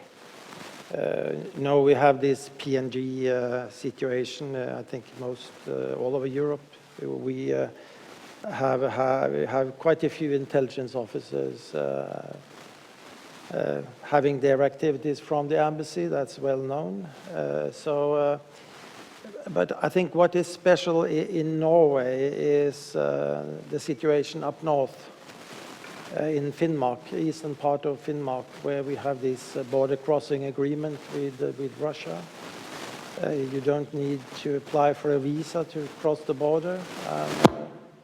I think this agreement was signed back in 1990s, and you have lots of activities, marriages, you have commercial activities, fisheries.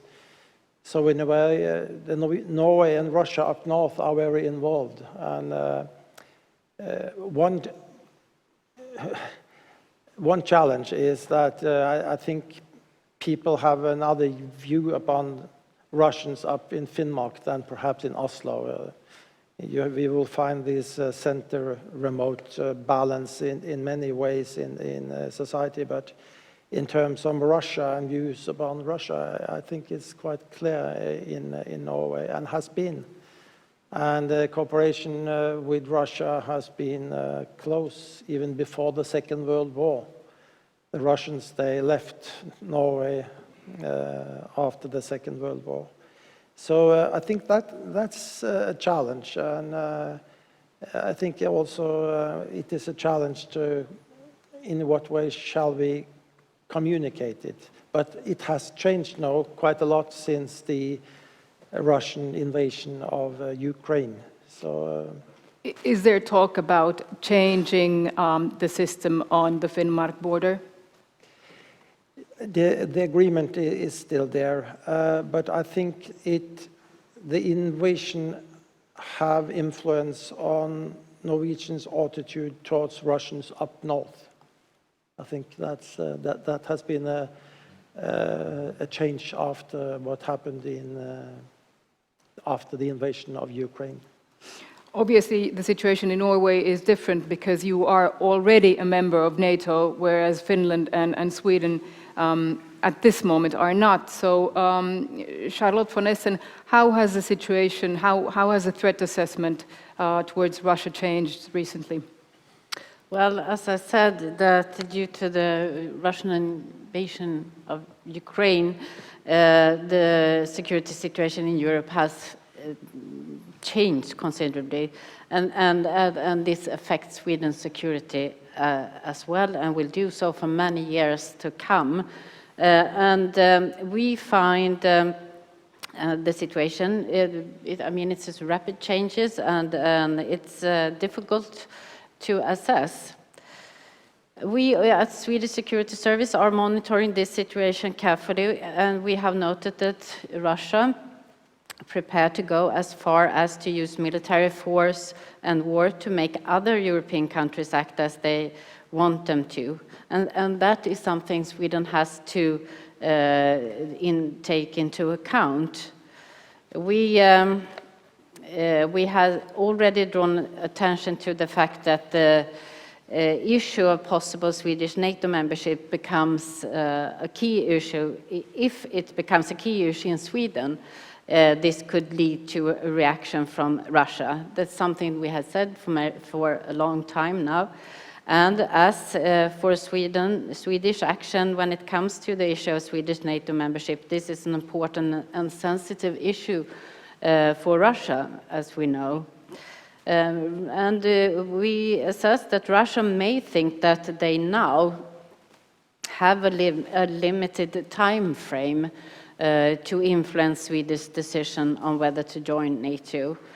And of course this we have to be aware of, and on the same time we don't know what this influence operation would look like, but we must be prepared for it, and that it would be sudden and wide-ranging, and that is something we must be prepared for.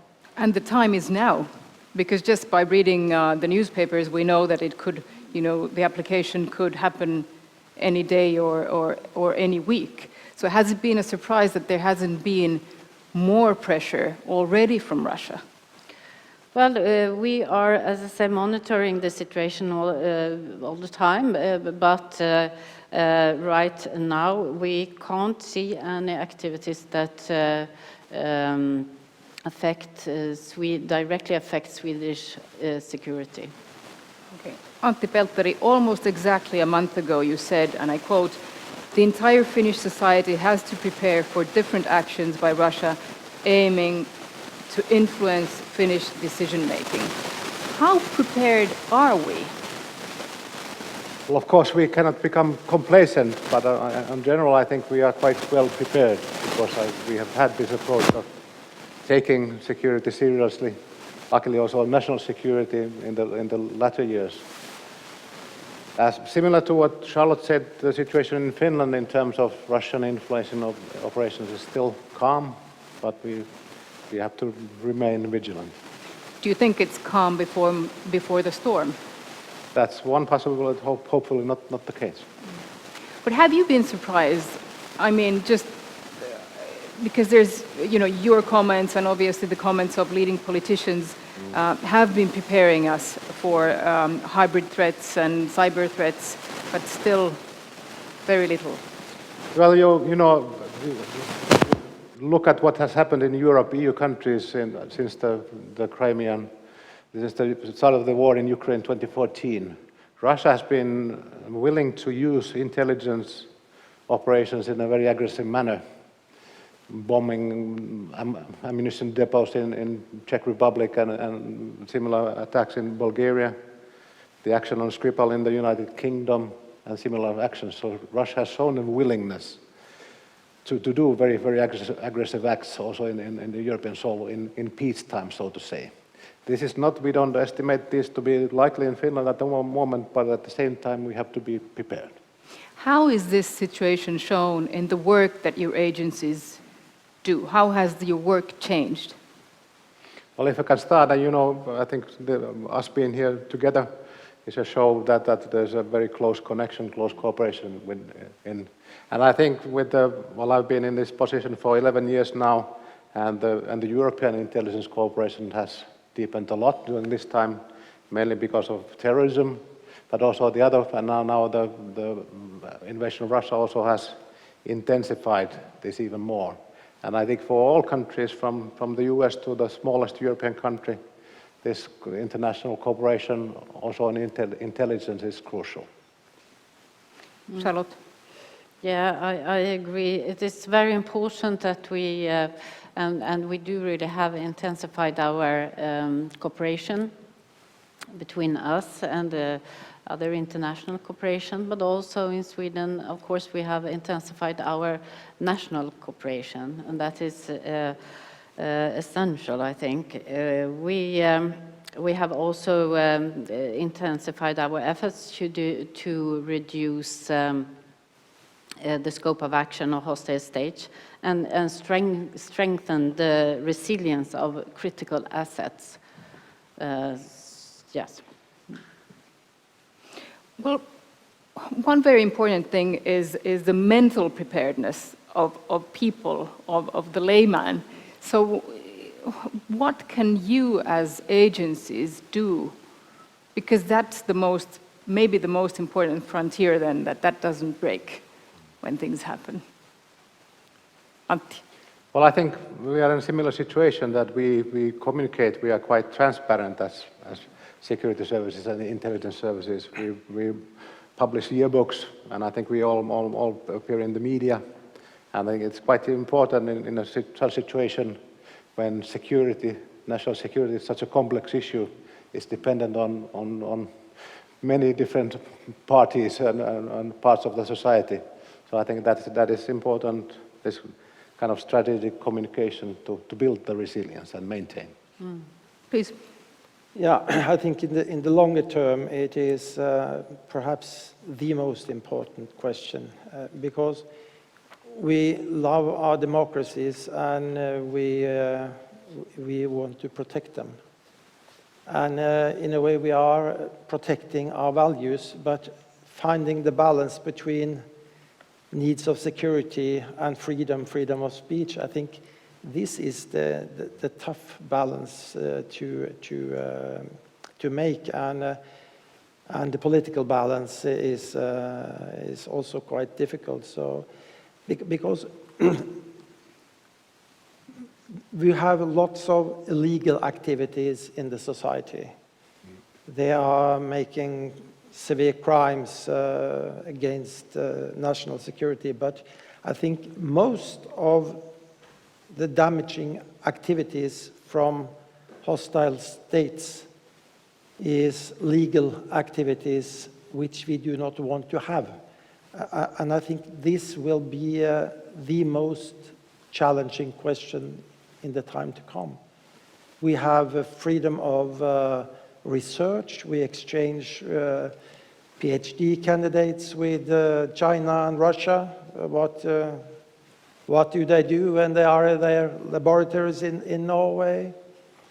We are nations depending on trade with other countries.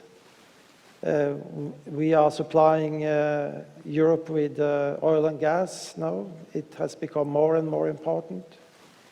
And I think this is the political most important balance to be quite calm about. So I want to have more legal framework to do my job in a more proper way, perhaps, but what consequence will that have on private life? So I think in my mindset, I haven't forgotten about that.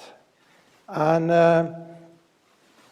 we were talking about, Antti were talking about what happened in UK about the Skripal case and other criminal acts in Europe.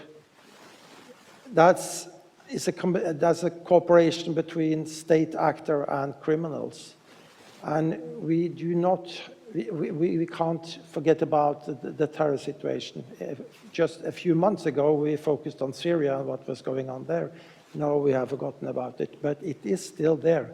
So we have to stay sharp also on the terror side. But perhaps what we can see is that, might see and already have seen in Europe, is the combination of state hostile activity carried out by criminals. Can you name an example? Yeah, I mean, you can have explosion in an oil refinery.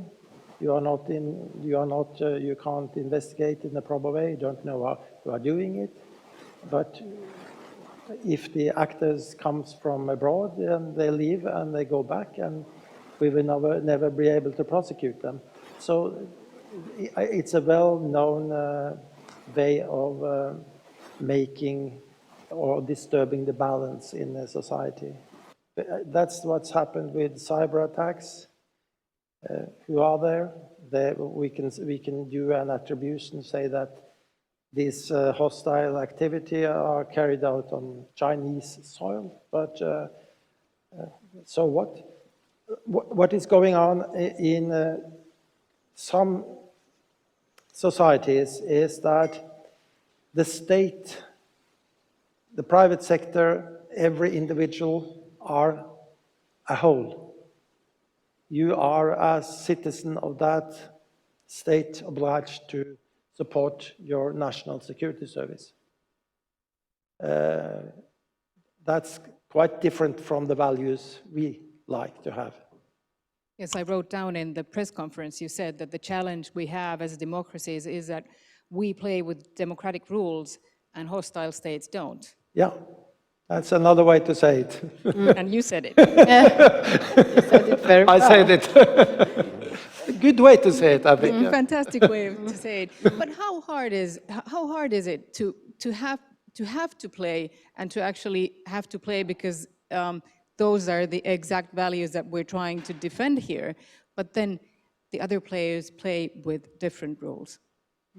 Well, if I can comment on that with the hindsight of our intelligence reform, you know, we started in 2013 and there was quite a lot of opposition to the idea to give us, for example, new broad-ranging competencies.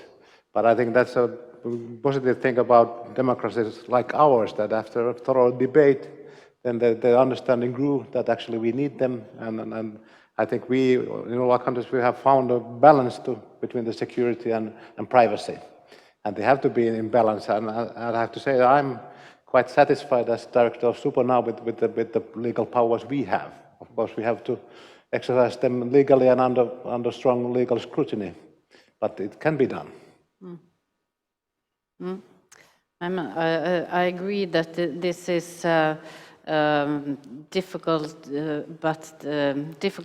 balance, and that is something I think that we need to discuss more and more to find this balance. But I would like to come back to the issue about communication and the importance of that.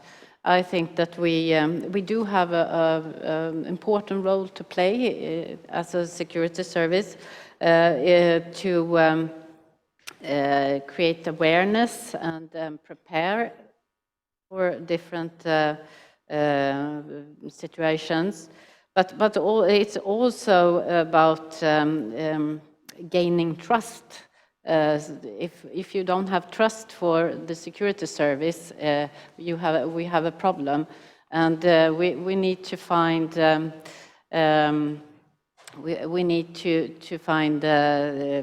how it's. I mean, it's also always difficult to us to see how much can we communicate. We don't want to risk our methods and really sensitive information, of course, but on the same time, it's necessary that we communicate and as much as we can. We here in Finland, we've seen a tremendous change in the way that SUPO, for example, is communicating now after what Russia is doing in Ukraine after the attack. Has the same happened in Sweden? Are you more straightforward than before? I think that we have had started our journey, communication journey, quite a long time ago. And we have been communicated more and more, and we have also a yearbook every year, and that is a start that it has been very useful, and I think it's appreciated very much from both our politicians, but also from the society and the public. I just started following you on Twitter, and I think your first tweet was in 2015, Seppo's tweet that was before your time, and it says, follow us because we follow you. Oh. And I think it was That wonderful. is good. Well, Yes. I didn't. Well, I wasn't. But yes, please. Yeah, we have our mandate from the parliament.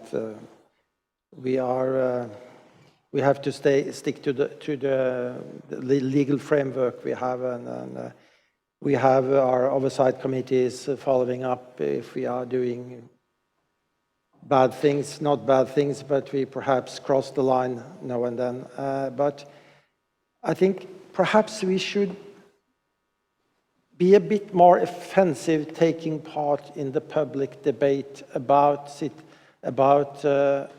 development in society, which is not part of our mandate, but is important for security in general in the society. And the discussion about academia, I have been criticized because I have meant something about researchers from that country coming to a laboratory up in Trondheim, and what did they do there, and who did they give access to the building. But perhaps this is a new approach, and as far as I have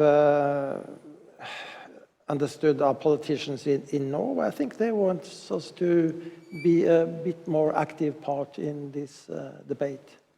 It's not illegal, but we do not want to have that activity. I think this it's a difference, but in a way it is very relevant to have,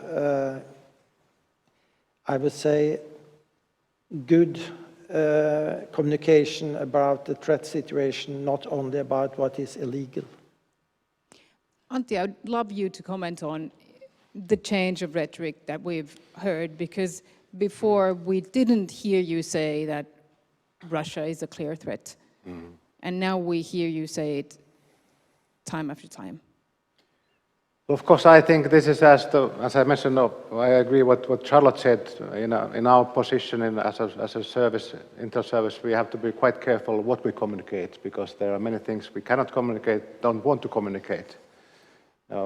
But at the same time, this is there's a national culture, and I would say that our communication reflects the Finnish culture on communicating on foreign and security policy. So I see that, for example, we have mentioned, I think for 3-4 years now, Russia and China as our main intelligence threats. But of course, I think being a neighboring country to Russia, when Russia attacks a neighboring country to itself unprovoked, of course, it has to have an effect on the way we communicate as well. Obviously, but we could also say that, 2008, 2014, we needed this big of an attack to make our culture change. And I see that everybody has changed. I mean, Finnish people have changed also. I think it is actually the Finnish people that drove you to change your rhetoric. Well, maybe. Well, actually, I think Hans-Sverre mentioned that we realized the role we have and the need for us to communicate. And for example, we decided to come out with our yearbook then about 6 weeks ago to come with a clear message on the situation. That was a conscious choice from our part. Please. I think it's parallel to what's going on in Denmark. You want to have a good relation with your neighbors because you have had a good relation or a balance for years. And then the neighbors start to act very differently from what you expect. Well, I think that also have to change the focus in terms of communication then. I think it's quite similar. It is a strategic choice, definitely. Indeed. Hans-Sverre, you already mentioned that at the same time there are other threats. Do you think that we are, or at least the public debate, is too much focused on what Russia does right now? No, I don't think so. I think it's quite clear that we have to focus on that. But as services, we have to keep up the guard inside because the terror threat hasn't moved away after what happened after the invasion of Ukraine. We still have to be alert. And in a year or two now, hundreds of convicts will be released from European prisons. They have been in Syria. We have lots of examples there. We have right-wing terrorists perhaps attending as soldiers now. What will happen with them when they get a proper weapon training? So I think we have to, we have to focus on both. But definitely Ukraine now is the most important thing because it's a different threat against the society. Can you name the threats that are coming from inside our countries? I mean, we're all aware of what happened in Sweden just a few weeks ago under Easter, major violence on the streets, and then obviously we have the extreme right posing worries. So how would you talk about these problems that are facing us from the inside? Charlotte. Yes. Well, I think it's very important, as you said, Hans-Sverre, we need to be able to realize that we have different threats and we have to keep all of them in mind and be alert. And the terrorist threat in Sweden remains on an elevated level, and that includes the possibility that a terrorist attack could occur. And in Sweden, when we assess the threat, it is that could be posed by violent Islamists and right-wing extremists, where there are probably a small number, as we see it, of individuals who have both the intent and the capability to carry out a terrorist attack in Sweden. And we are now also worrying that we see more young people and young people that are radicalized online, and that is much more difficult to discover as well, and so this is a growing problem as we see. We see also that the most attacks in West over the past few years were planned and carried out by so-called lone actors who, although acting on their own initiative, were inspired by violent extremist ideologies and propaganda, as well as earlier attacks.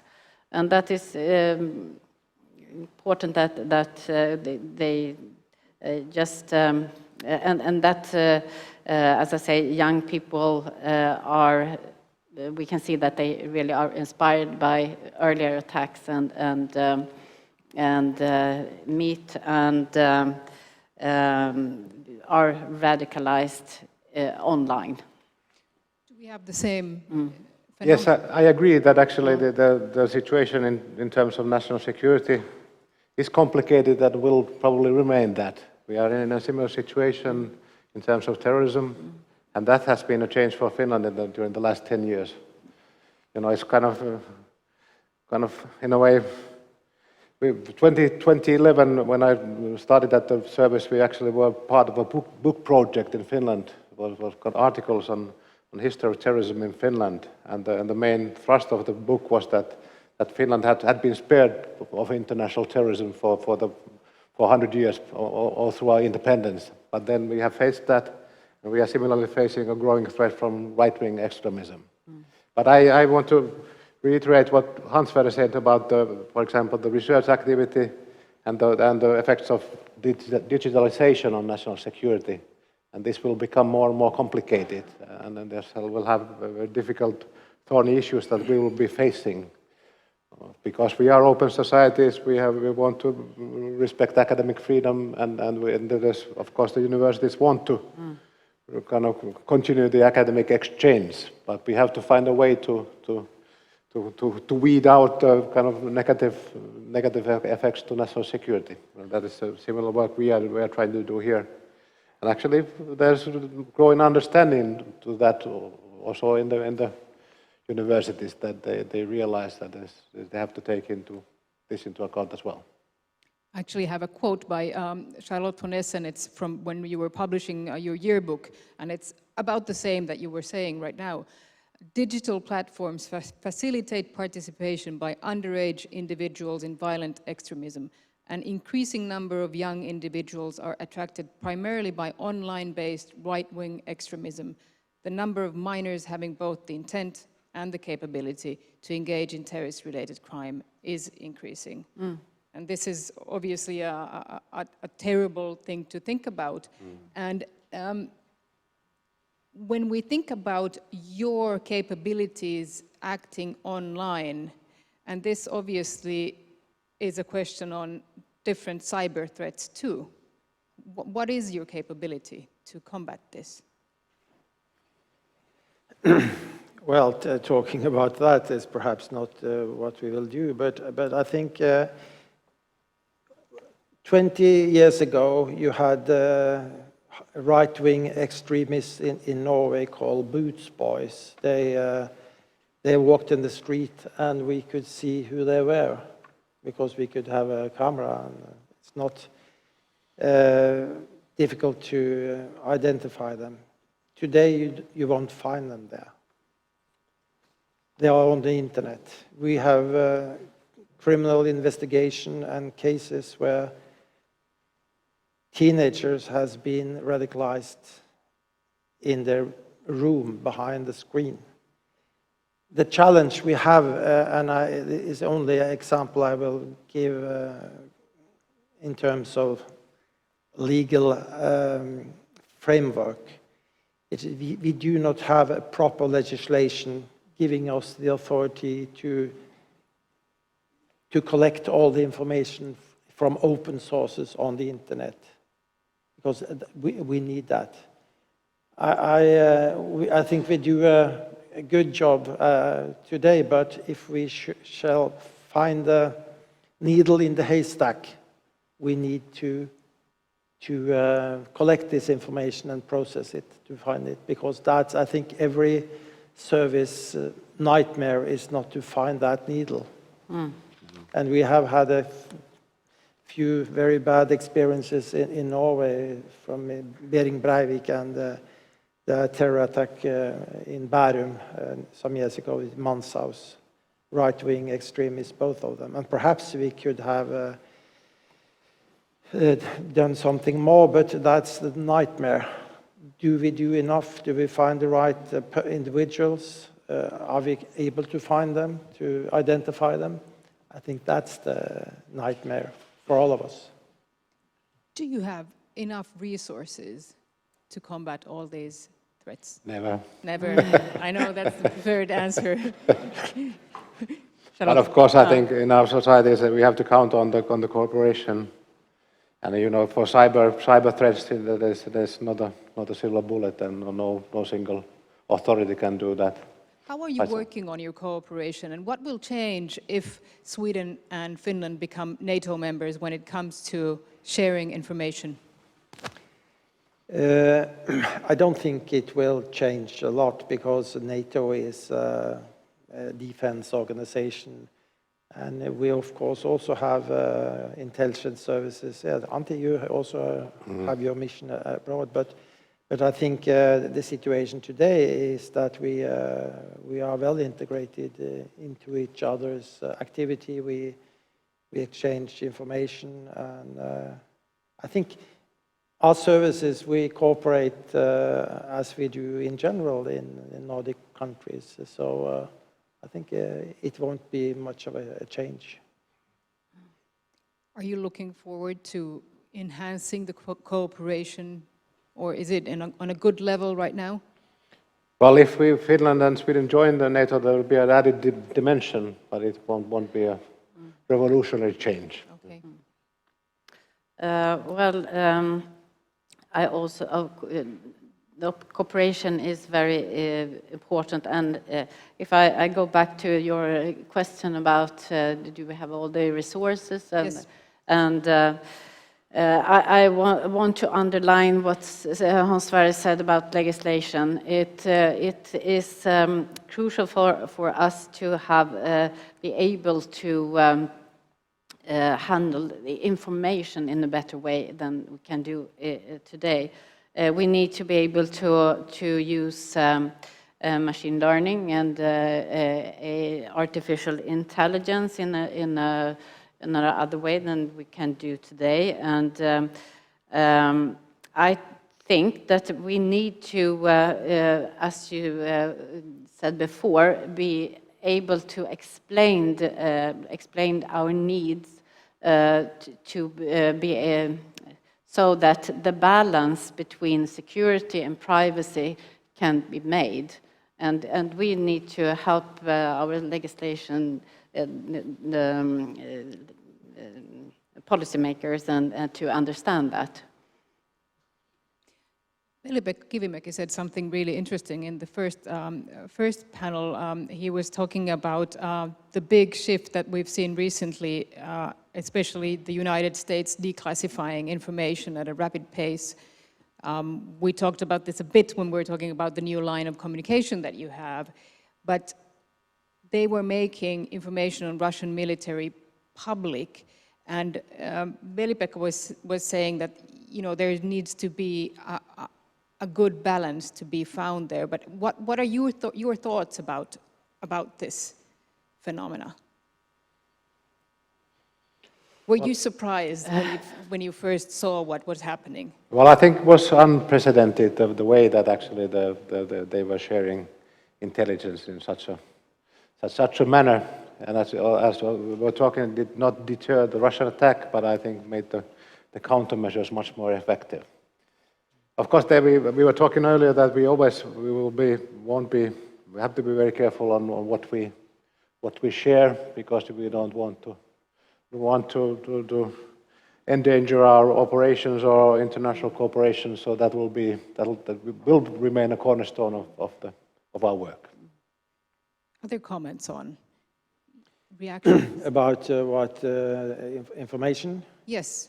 Making it. Well, I think a vital part of the conflict now is information. So I think you can't separate it from acting in a war.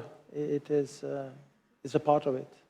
So I don't know the motivations, and I haven't reflected much about what you are saying. But there are lots of information now going on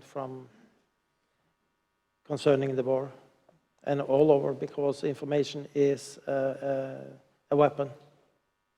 One thought that comes to mind when thinking about all the information that is shared right now and the changed rhetoric is, of course, that should that have been done before, would it have changed the course of what's going on? I know it's not a fair question, but it is something that, one thinks. Would it have changed the feeling of the larger public or the politicians to act before? Well, I think, as I said before, in similar lines, I think it made the public, prepared the public for what happened. And I think more crucial, I think, made the Western countries ready to enact the countermeasures, the sanctions at such a rapid pace. Although it did not deter the Russian attack, maybe that was impossible, but it still had lots of positive effects. I have some great questions from the public, and please now raise your hand if you have a question here. Anu, in just a minute, I'll first read Terhi Tikkala's question here. Is it possible or necessary to have a common Nordic risk or threat assessment, or is it enough that we have 5 national assessments and act accordingly?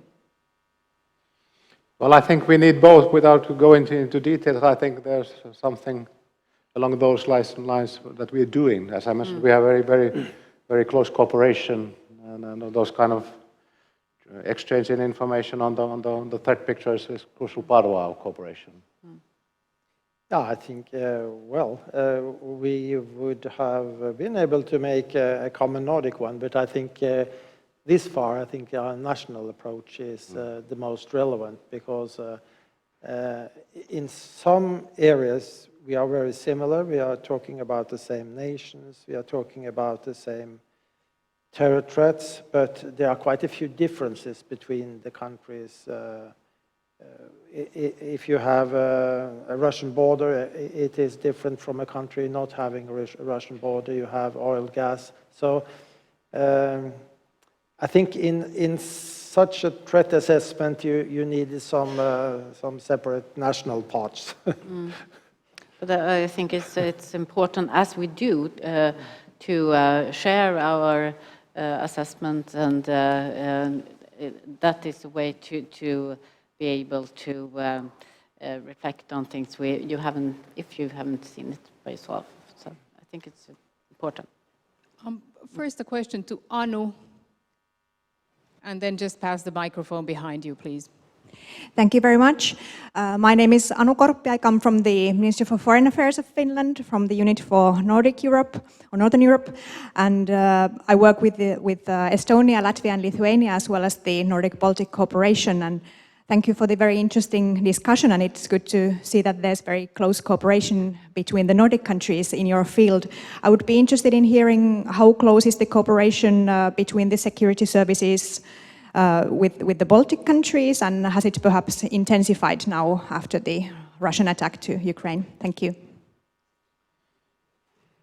Well, maybe I can start. You know, we've had a very, very long-standing cooperation among the security services Europe-wide. And for example, one important step was that and it's made public then, that we have a common situation center in the Netherlands where we share almost real-time intelligence among basically all European countries.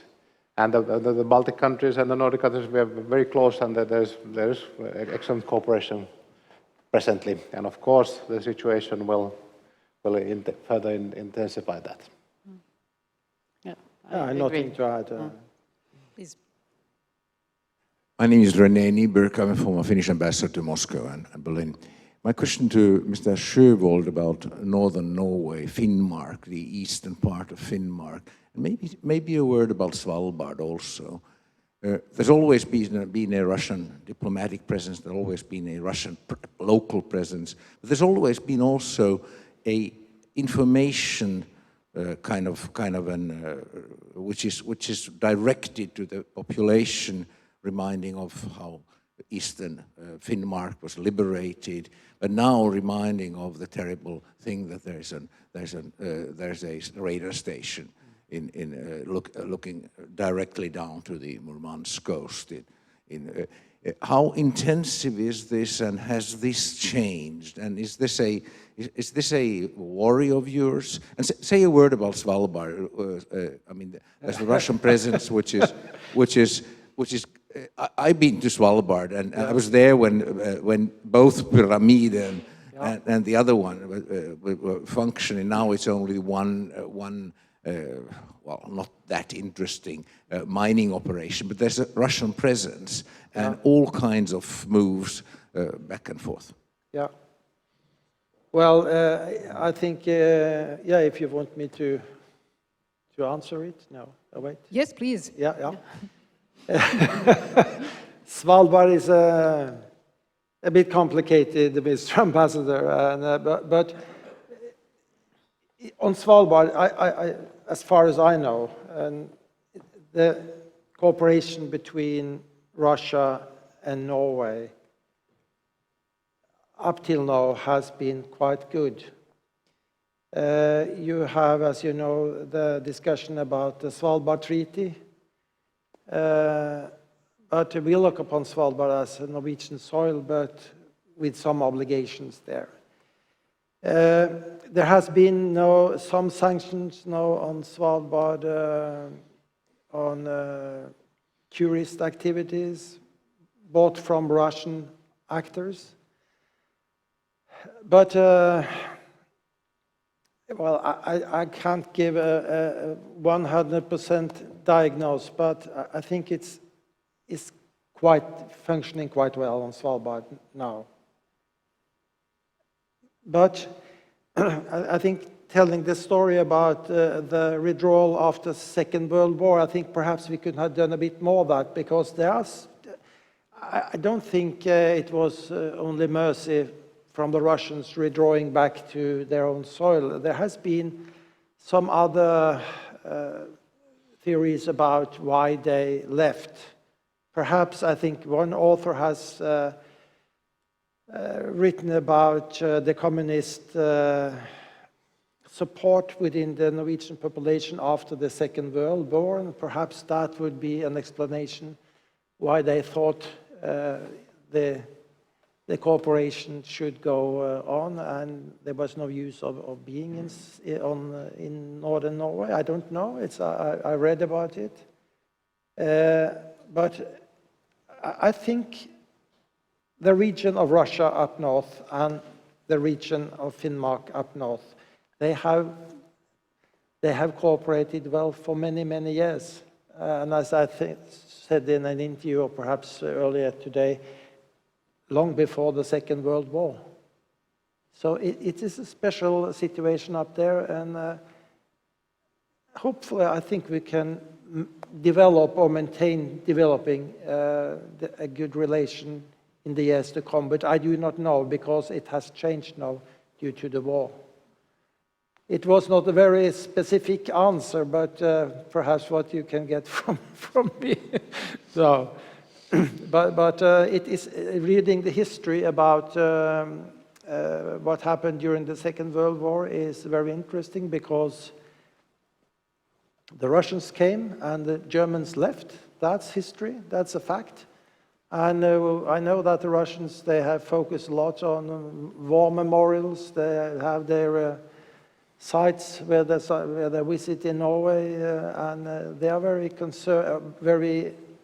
concerned about maintaining them and having the tradition visiting them. Yeah. One last question from our online audience, from Mikko Salo. How high a priority is cooperation on tackling online information manipulation, that is disinformation, on your joint agenda in time of information war? And how do you see your roles towards the general public on it?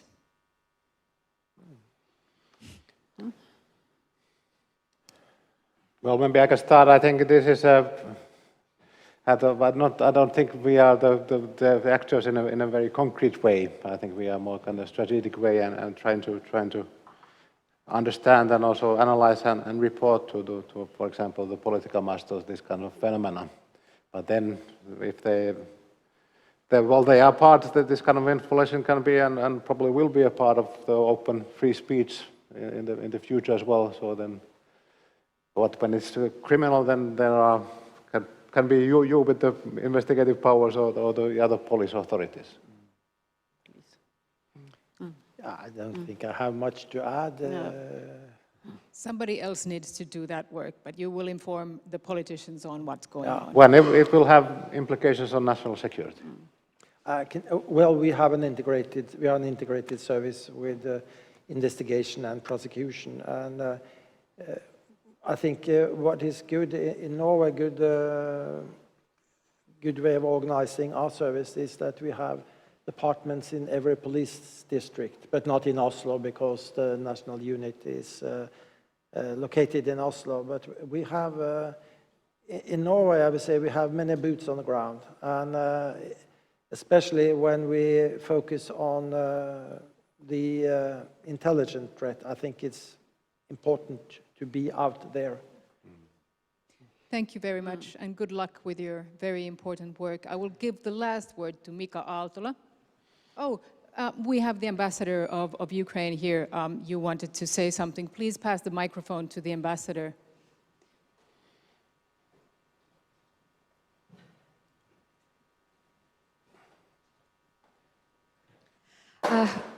Sorry. Hello, my name is Olga Debrova, and first of all, I would like to thank your countries for supporting Ukraine in these most difficult times in our history.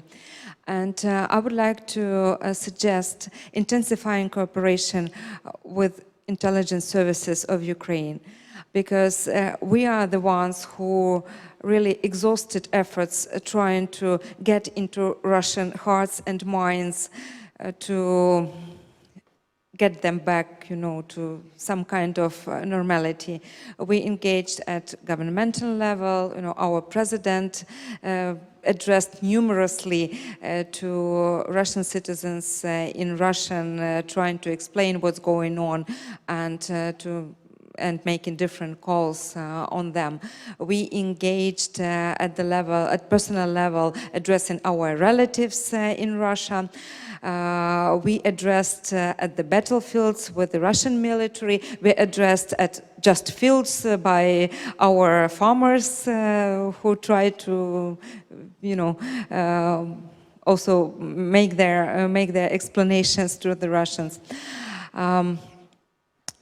And apart from that, we're a continuous target in all possible spheres, starting from cyber, to warfare. So if we have time, I would like to ask you whether you are considering really intensifying cooperation with Ukraine. And if we don't have time, I just wanted to make it the suggestion, and also as a tool.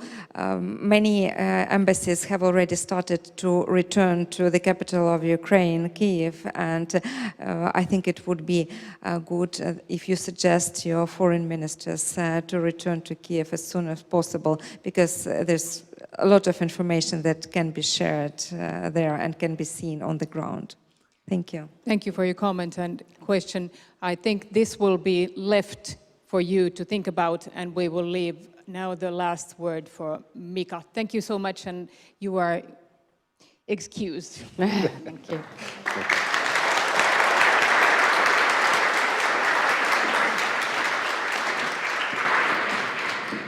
Thank you very much. It was a very insightful panel, a historical one, I have to say, as well. What came to my mind was that Russia actually has a president who was a former KGB officer. And if you open that playbook, what they did in West Germany in 70s and 80s, perhaps you are close to the innovation horizons of Russia. And it included also terror campaigning, ideological component. So perhaps we should look further into that, but that's a different occasion that we should be thinking about that topic and different other topics. We will return during the month of September, late September. We have a new format, bigger multi-day event called Helsinki Security Forum, and I invite all of you to participate in it online. It's transparent way of FIIA to try to reach different audiences. Now the times need knowledge capacity when it comes to international affairs. So we are here for that, and I would like to thank our partner in crime in organizing this event, Supo. Fascinating cooperation, very smooth. Also all the organizers who played a role in here. I would like to thank the audience in this room and also the large audience that we had online viewing this. So thank you very much on turning in to this event. And for those who are here physically present, so happy to see you, and also would like to reward your physical presence. There's a reception waiting you across the hall. So please stay here and let's have a chat and have a chance to meet with each other. Thank you very much.